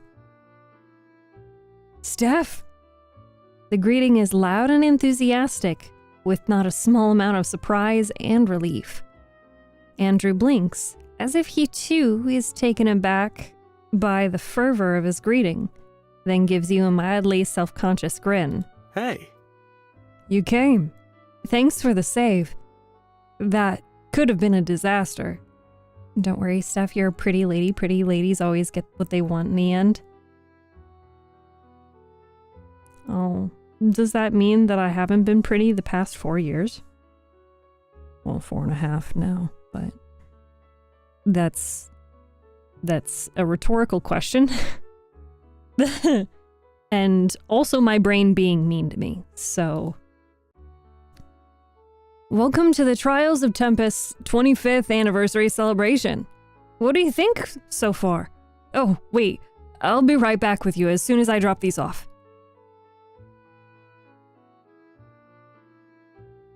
Steph brain stop. I don't know how to make it stop. It's so mean to me. Want some help getting there? We can't risk another mishap. You shift your grip on the box in your arms as Andrew hesitates. After a moment, he nods to himself, seeming to have come to a decision. Well, and speaks. Well, that would be a lot of help. Thank you. If you're sure it's not a bother, I'd appreciate it. He smiles at you, and you eye the remaining stack in his arms. Offer to split the load. Wordlessly take some of the boxes from him. Let him handle it. Offer to split the load. If you're all right with it, we could split the rest. We'd have an easier time getting through if we share. Oh, no, it's fine. You've already got one. That already helps a ton. Are you sure? This time, he's much more insistent. Yep. Oh, he's got little dimples. I didn't even notice. Have you found an anime boy in this game to match your anime girl? No. No one can match me.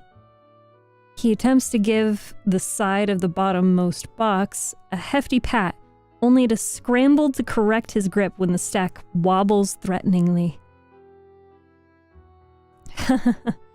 Like I said, it's all good. Onsto, also, thank you so much for the gift and TikTok chat. Thank you. I didn't see those until now.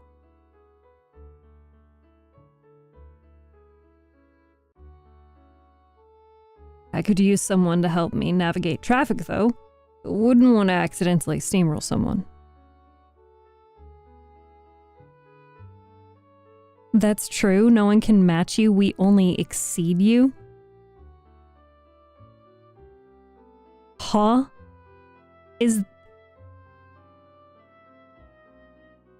I feel like that's an insult.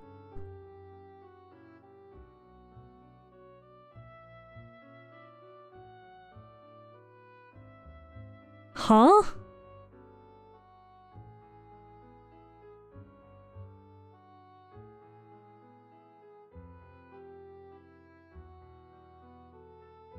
As you navigate among the throngs of people, you both chat as you deliver the boxes to their respective part-timers. It's only been a few hours since we opened, 10 a.m., but we're already running out of free merchandise. I'm starting to think that I might have majorly underestimated how many people were going to come out. Why is that? You get the feeling that... You get the feeling that Andrew would have shrugged if it weren't for his current encumbered status. oh, Bookhook has always been run as an independent. I expected locals to drop by, but I didn't think people from other towns and cities would actually come over. I kind of thought it would have been a long shot with how old the series is. It's possible that someone posted it online and made its rounds, though. That would explain the crowd. He steers past a rack of postcards that, at a passing glance, seemed to depict various locations around Brine Bay. A group of people are crowded around it. He catches your glance and smiles. Brine Bay was a reference for the protagonist's hometown. It's sort of an open secret among diehard fans. The secret to simping: occasionally say something negative and preferably honest to balance out the simping. I don't think insulting people gets you anywhere. Especially if you're simping for them. Honest? Yes. But purposefully saying something negative and insulting is really gross.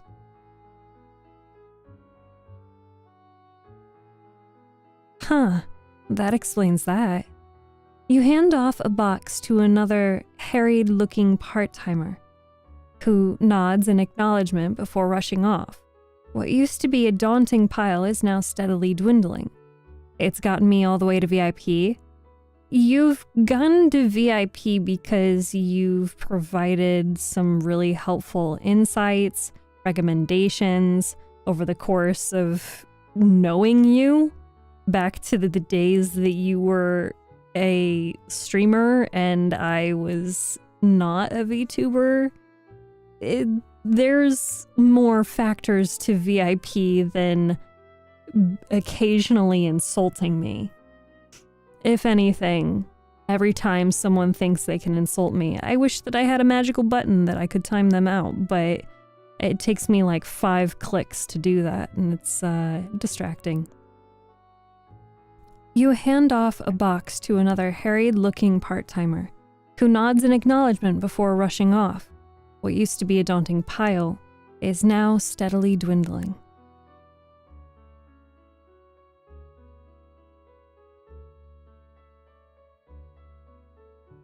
I'm glad I hired some part-timers to help with the event at least. They've been a huge help with making sure that nothing falls apart. All of my positive contributions are nothing next to the occasional insult.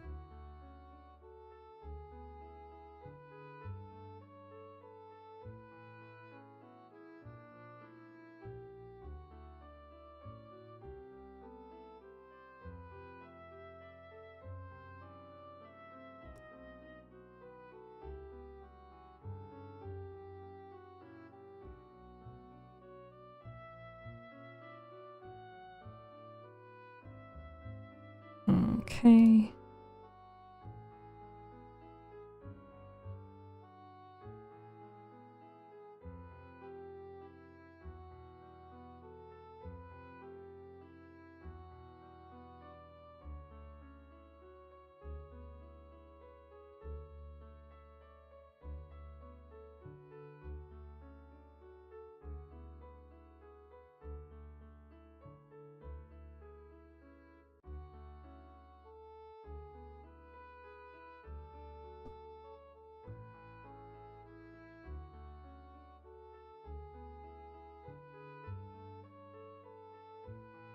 Some of them could definitely use a break, though.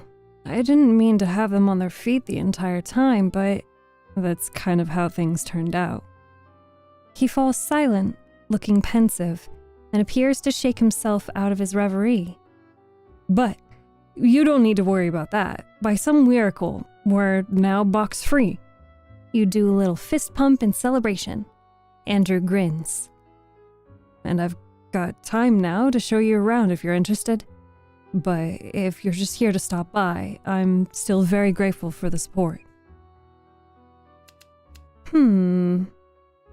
How about you show me what you're proudest of? Ooh, I like that.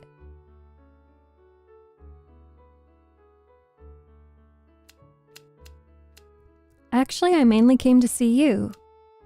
Are you sure you have the time?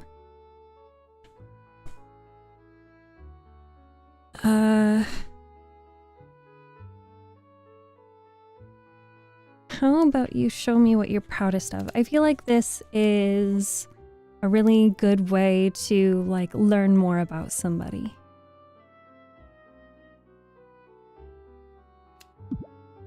Andrew immediately lights up like a very tall and red Christmas tree. Oh, I'd be happy to. Here, I'll show you. You weave around the crowds for a bit until you stop before a wall near the crafts table. A wealth of colorful, cruddy, but guilelessly childish drawings are displayed proudly on the wall, covering it almost entirely. The styles in the art pieces range from stick figures to indiscernible squiggles to anime figures with flowing poses. Still, it's clear that every drawing was done with boundless enthusiasm. I asked the kids to submit an illustration of one of their favorite scenes in the books. Talent and level doesn't matter, of course. I'm just glad there's been as many submissions as there have been. I'm hoping to make it into a full wall decor, but I'm not sure if it'd just look kind of odd. You examine the wall of drawings as you listen to him ramble, taking in the various personalities that shine through the countless illustrations. A particular yellowing piece of paper catches your eye, and you lean forward to take a closer look. Your rigorous examination confirms it. The name's pretty badly written, but this piece of paper is another A. Mitchell masterpiece. Andrew sees where you're looking and smiles, the expression both self-conscious and bashfully proud. Oh, another A. Mitchell original, huh? You take another look at the drawing. Its paper is yellowed with age, the once bold strokes of crayon and pencil now slightly faded. This looks really old. How long has it been here? At least a decade, I think. I drew it way back here when I was a kid, and the owner decided to put it up, despite my many complaints about it being embarrassing. Something like nostalgia has entered his eyes. You study him for a moment, then turn your gaze back to the drawing. I see. I kind of thought this place was yours. I didn't expect it to be that old. Andrew gives you a look of mock offense. Are you saying I'm... You playfully roll your eyes. Get over yourself, you know what I meant. He laughs. But yeah, I wasn't always the owner. Someone else had the title before I ever did. He set up this place, made it everything it is. Huh, that's funny. It feels like you and this store both sprang from imagination finally formed. Spawned into existence, just like that, straight from the ink pages. Yep, risen from the works of Wordsworth and Shakespeare as Brian Bay's chosen bookkeeper and creative. Serious business. You look at each other with matching solemn expressions. Suddenly, you raise your eyebrows, and Andrew breaks into laughter. Well, As flattering as that is, this place wasn't always mine. I was just the one who came after. Sometimes it still doesn't feel like it either.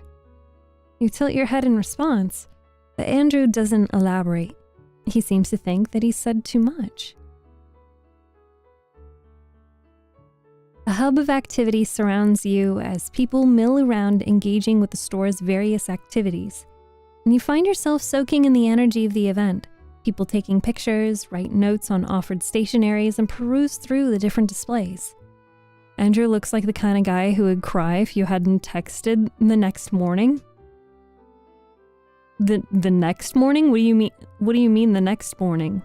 You mean like the morning at which this game, the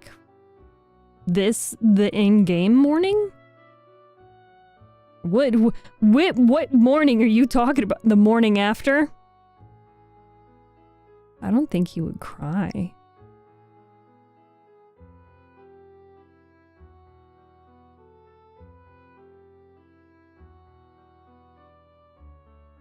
No, I don't think he'd cry. I think he would probably awkwardly double text and then schedule maybe a lunch date or even a dinner date.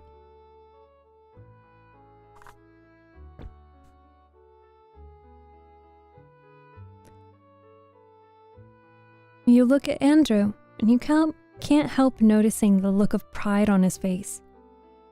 He takes in the hectic yet so far happy interior, almost like he can't believe he actually pulled it off.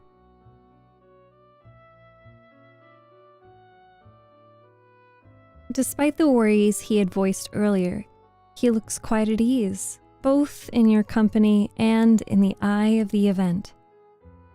Andrew, we need you here. Be there in a moment. He turns back to you, then glances at the bargain bin standing dutifully near the front of the store. why don't you take something from the bin? A gift. as thanks for everything today.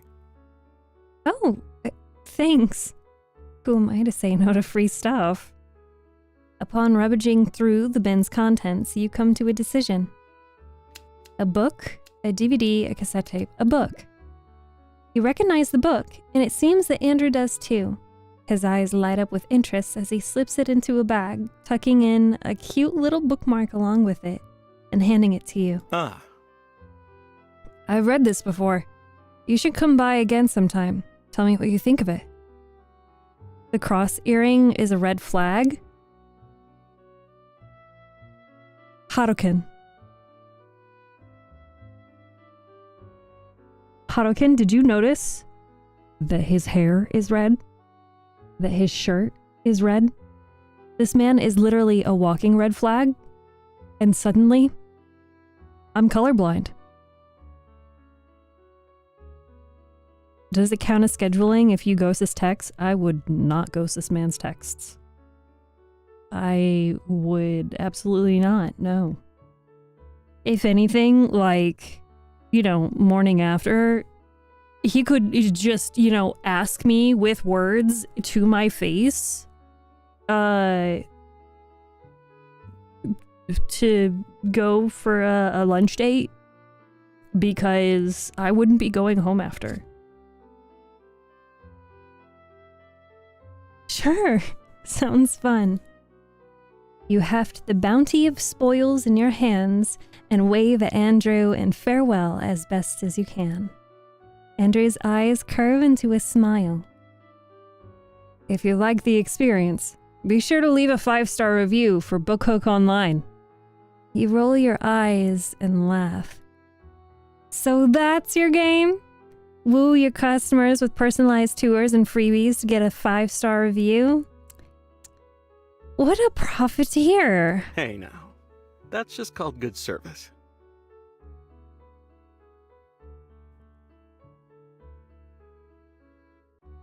Is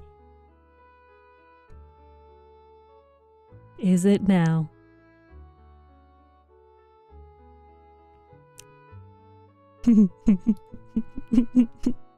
And I don't do this for everyone, Oh? What did I do to deserve such stellar treatment? Andrew looks back at you over his shoulder, his lips curved into a boyish grin. An impish light shines in his eyes. It's an expression you didn't quite expect to see on him, but you find you don't dislike it. Who knows? Maybe we'll find out next time. Oh, why did I have to leave?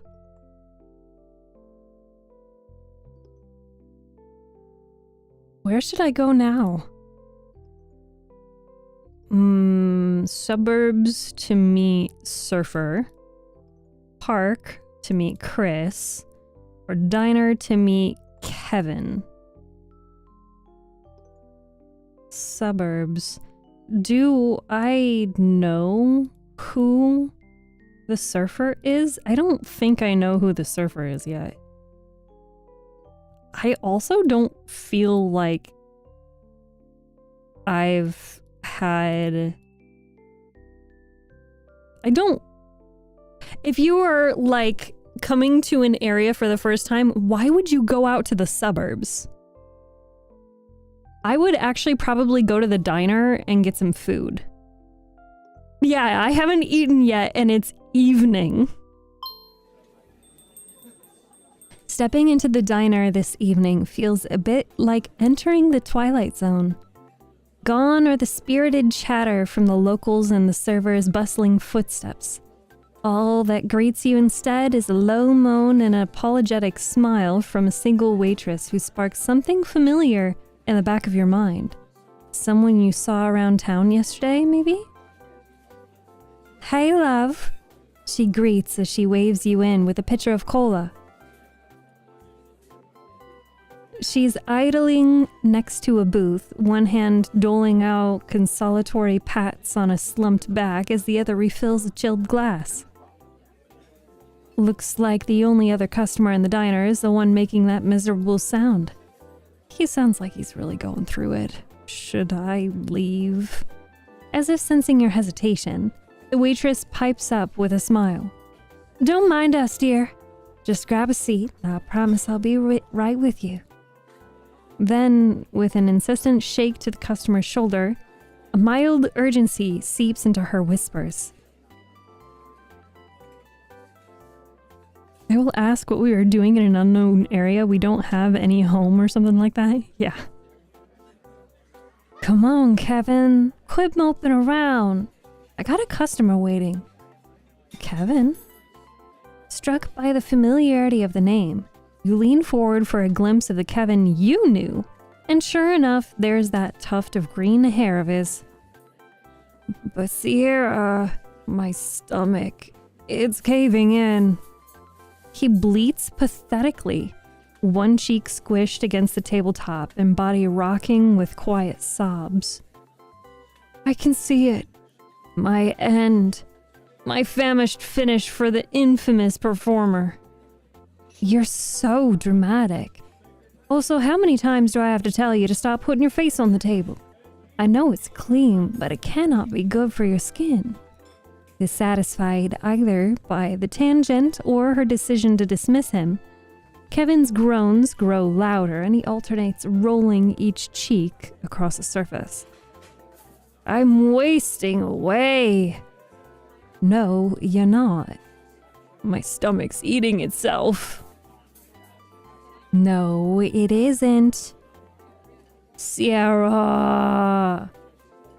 All right, Kev, here's the deal. I'll sneak you some extra fries if... Kevin springs up from his seat before the ultimatum could ever be completed, and though his back is towards you, you can picture the self-satisfied beam lighting his face, especially when the waitress sighs with fond resignation. Yeah, unbelievable. And you're incredible. This is exactly why you're my favorite here. Just don't tell Chris that I'm playing favorites. And with an immediate, exaggerated flick of his wrist, Kevin mimes locking his lips before discarding the fictional key to some corner of the booth. All right, you goof. I'm gonna put this away now. While I'm gone, apologize to the customer for causing a scene. Huh? Sierra, was it? Disappears into the kitchen as Kevin twists in his seat. Friendly familiarity blooms across his visage once he spots you. Hey! Oh, hey! You were at the show yesterday. It's... Steph, right? That's me. I'm kind of surprised you remembered. I guess you left an impression. Never mind that, though. Want to sit with me?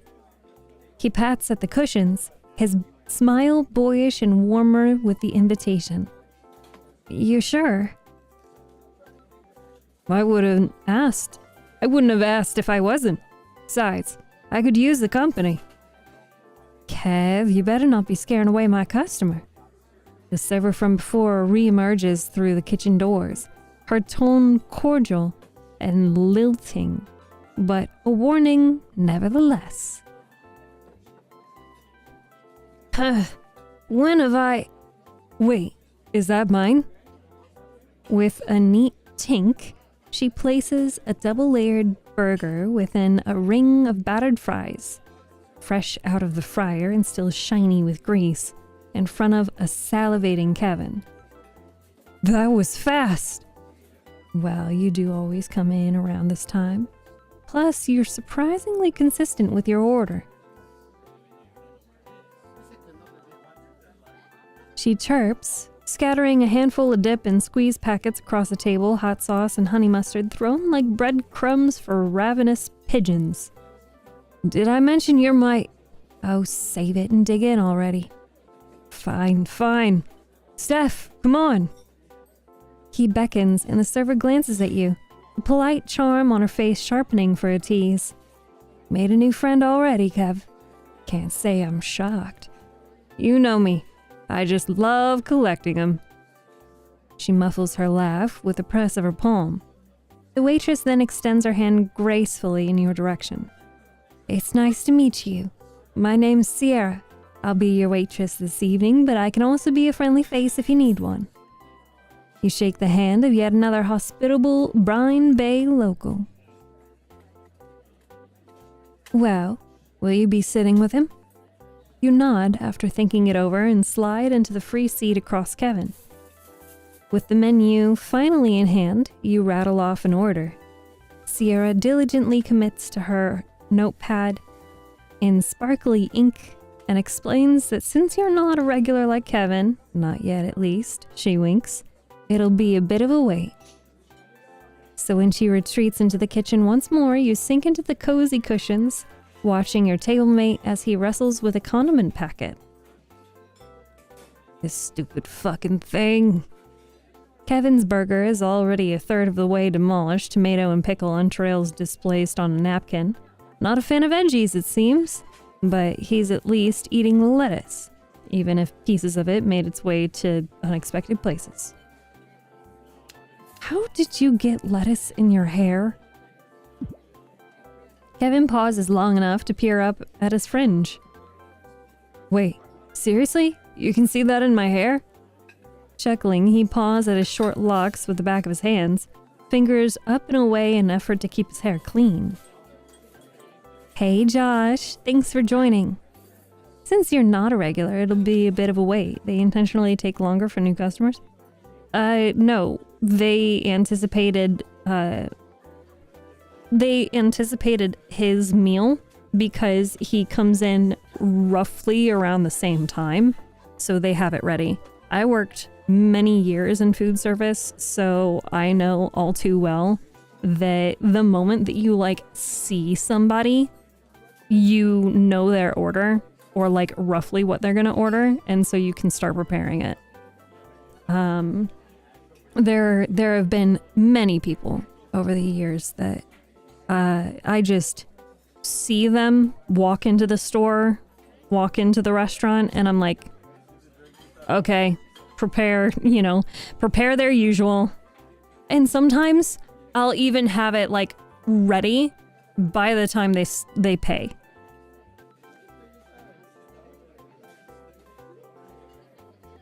Despite his best intentions, however, the lettuce stays tangled in the strands and you press your growing grin to align.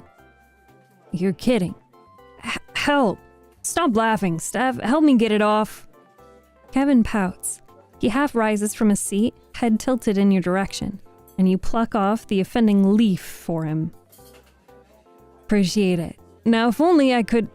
With a sharp tug, the packet splits and a triumphant aha echoes in the empty diner.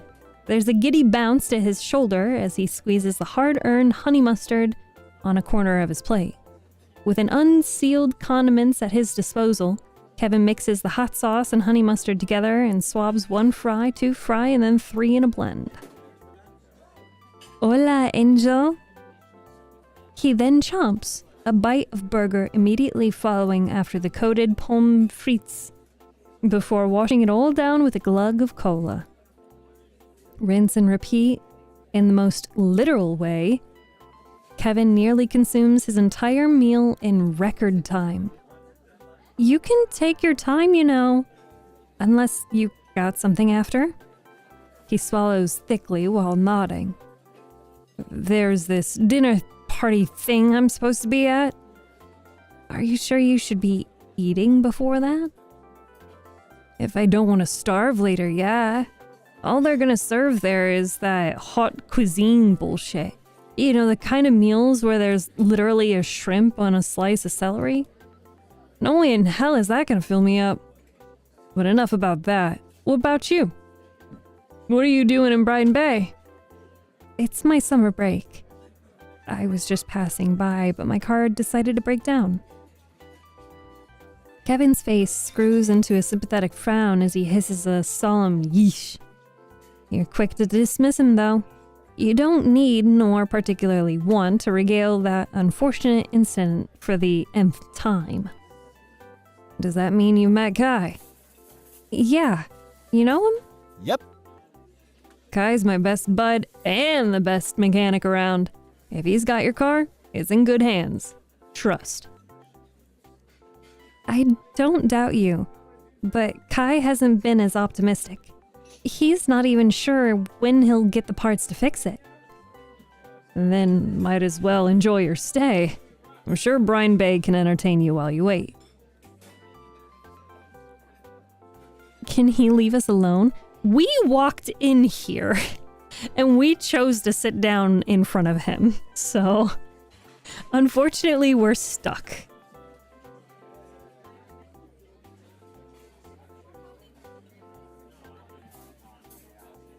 Kevin pauses to toss back the final bite of his burger as he gives his drink a small shake, the remaining ice cubes tinkling against the glass. I mean, it's probably nothing compared to what you had planned, but the town's got some fun things around.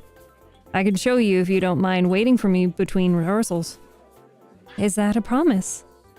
Kevin doesn't answer as he takes a sip of what remains of his beverage, but he does extend a pinky, which he wiggles. With the bend to your lips, you interlock your pinkies together and seal the promise with a press of your thumbs. I'll be counting on you then. A wise decision. Though I'm definitely more free at night, so I hope you don't have a curfew. The only one I had already passed. My family was expecting me home yesterday, and, well...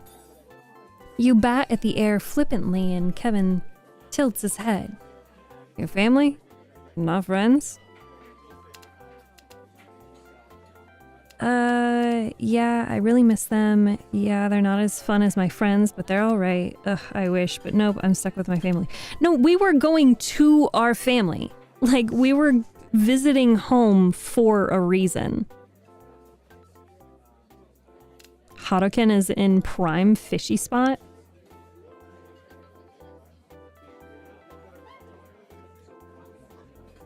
I don't know, I think ASMR Man's is like, he's all the way up there. I think that's a great fishy spot.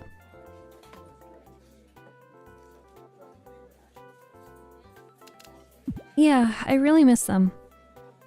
He hums a tune of neither malice or goodwill, but a single charitable note of acknowledgement. It must suck not being with them right now, huh? A little. We didn't really have plans to do anything special, but still, I really wanted to make the most of my summer. This Kevin seems to understand deeply as he cracks a smile. So, where would you go then, if there was nothing in your way? Like, between the beach or the mountains, which would you choose? I really like being in mountainous places and looking at the horizon.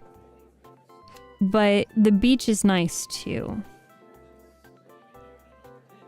Like right now, personally, I want the beach. Just nonchalantly and respectfully staring at the thighs, even though, yeah, you are gonna move. Did you move to a better spot? Where'd you move to? I don't even see where you moved to. You moved to the other side of me.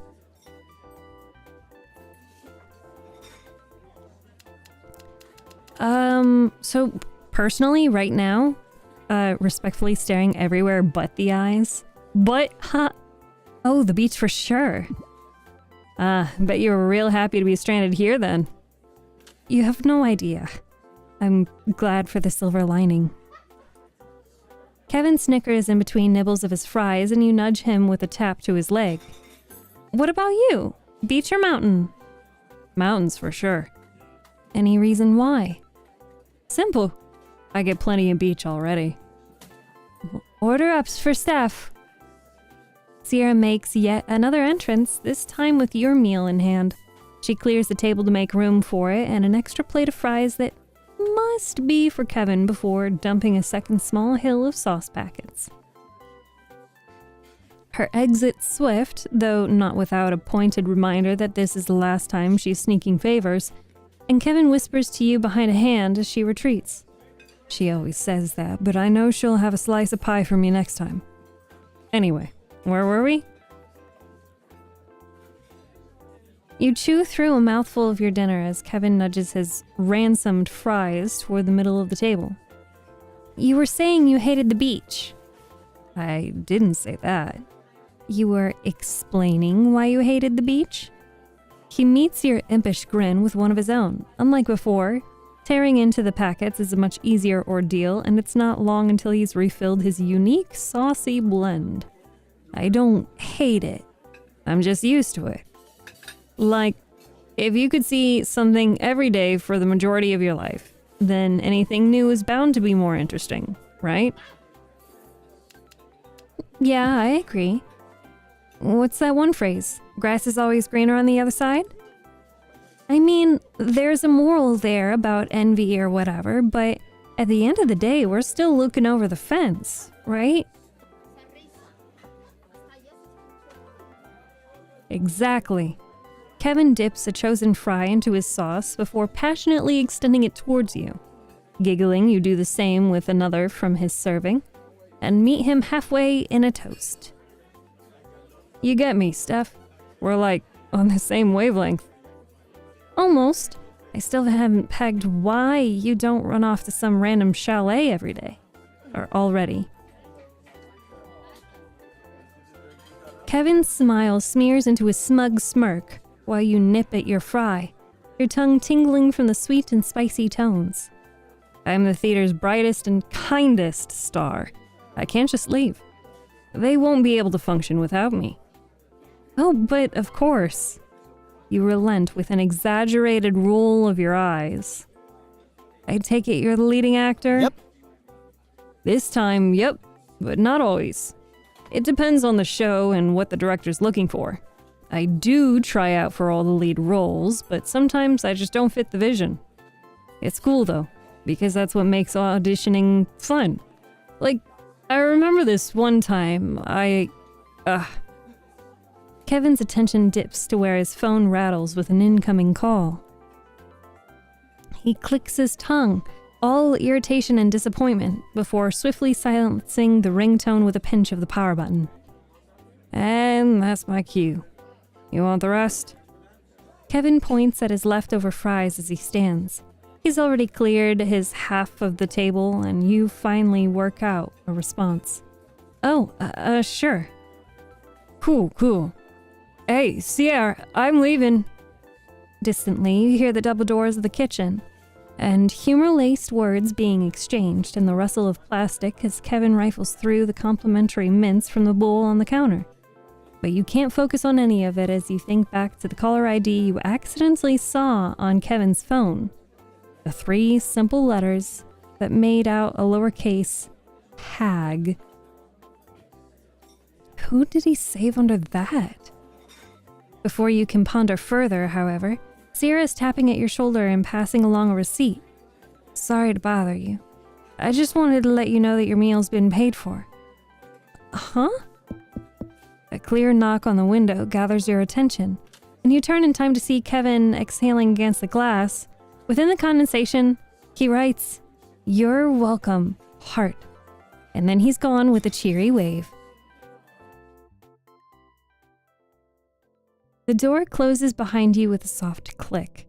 After a long, eventful day, you wrap things up with a nice hot shower and get into some fresh pajamas. As you head toward the bed, you can't help letting out a small laugh and shake your head when memories of the day flash through your mind. There isn't a dull moment around here, huh? You plug your phone in before you pull the covers back and flop onto the comfortable mattress. All right, time to settle in for my nightly scrolling. Let's see. What? Wait, it's not supposed to do that. Wow, I can read this. Yes. /size. Timeline transitions. Execute call screen.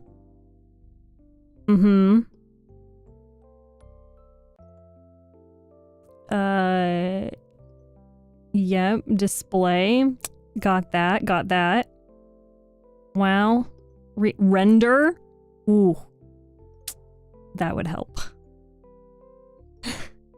Rendering would certainly help. Widget also helpful. Transition, layout. We love layout. Cat. Excellent. Child. Wow. I'm learning so much about the game right now.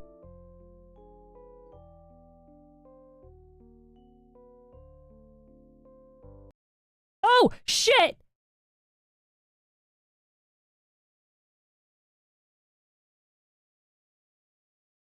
Well...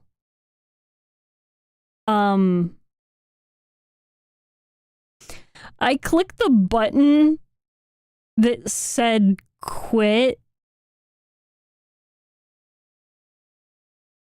I quit the game by accident. Well, that's okay, because it's time to end stream anyway. We are... Yeah, I needed to click ignore, and I didn't. I clicked quit. So I will, unfortunately, at another time, have to play through that. So maybe I'll take care of that tomorrow during the day, and I'll get caught up to where we were with all of the same choices that we made. So I'll get my save back and all of that. It's gonna be fine. We'll continue tomorrow again at 6 p.m. Eastern Time Zone with more of Threads of You Beyond the Bay. And we're gonna see if there's anybody else that is playing the game, streaming the game right now. Hi, Khalil. Can I get some good fish sticks last minute? Who's a good fish stick? You're a good fish stick, Chris. You're a good fish stick. Mi buen pelito de pescado. But the issue is that it's gonna be a lot of radiation in the water. What is? What is? The hue you got on is really pretty. Thank you. The effects, the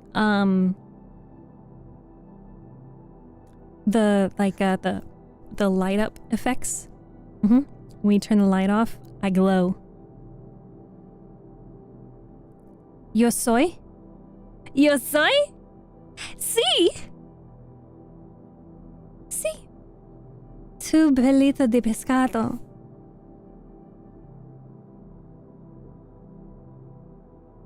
Have you ever played Everlasting Summer? Gam, I did see that you sent that message. Thank you for sending it again so I didn't forget it. No. I don't know what that is, but please add it to the Discord server, the suggestions page, so I can look into it. I'll remember. This is the part where we say our good nights, our goodbyes, and our see you tomorrows. Thank you to you guys who did show up, who did join today, who did spend some time with us, and thank you to those who lurked. Thank you to those who maybe, mayhaps, perchance, you truly just were lurking and you didn't really, talk in chat, or maybe you weren't even interested in the game. You saw that I was live and you said, okay, we watch Steph, we support Steph, this is what we are here for. But otherwise, we are going to raid into somebody who is also playing Threads of You Beyond the Bay. They are quite a lot farther into the game than I am, so I will not be sticking around too much longer because I do not want to get spoilers. However, please do drop into their stream, say hello, support their content, maybe leave a lurk, and I will see you again to continue more of Threads of You tomorrow night at 6 p.m. Until then, have a good night.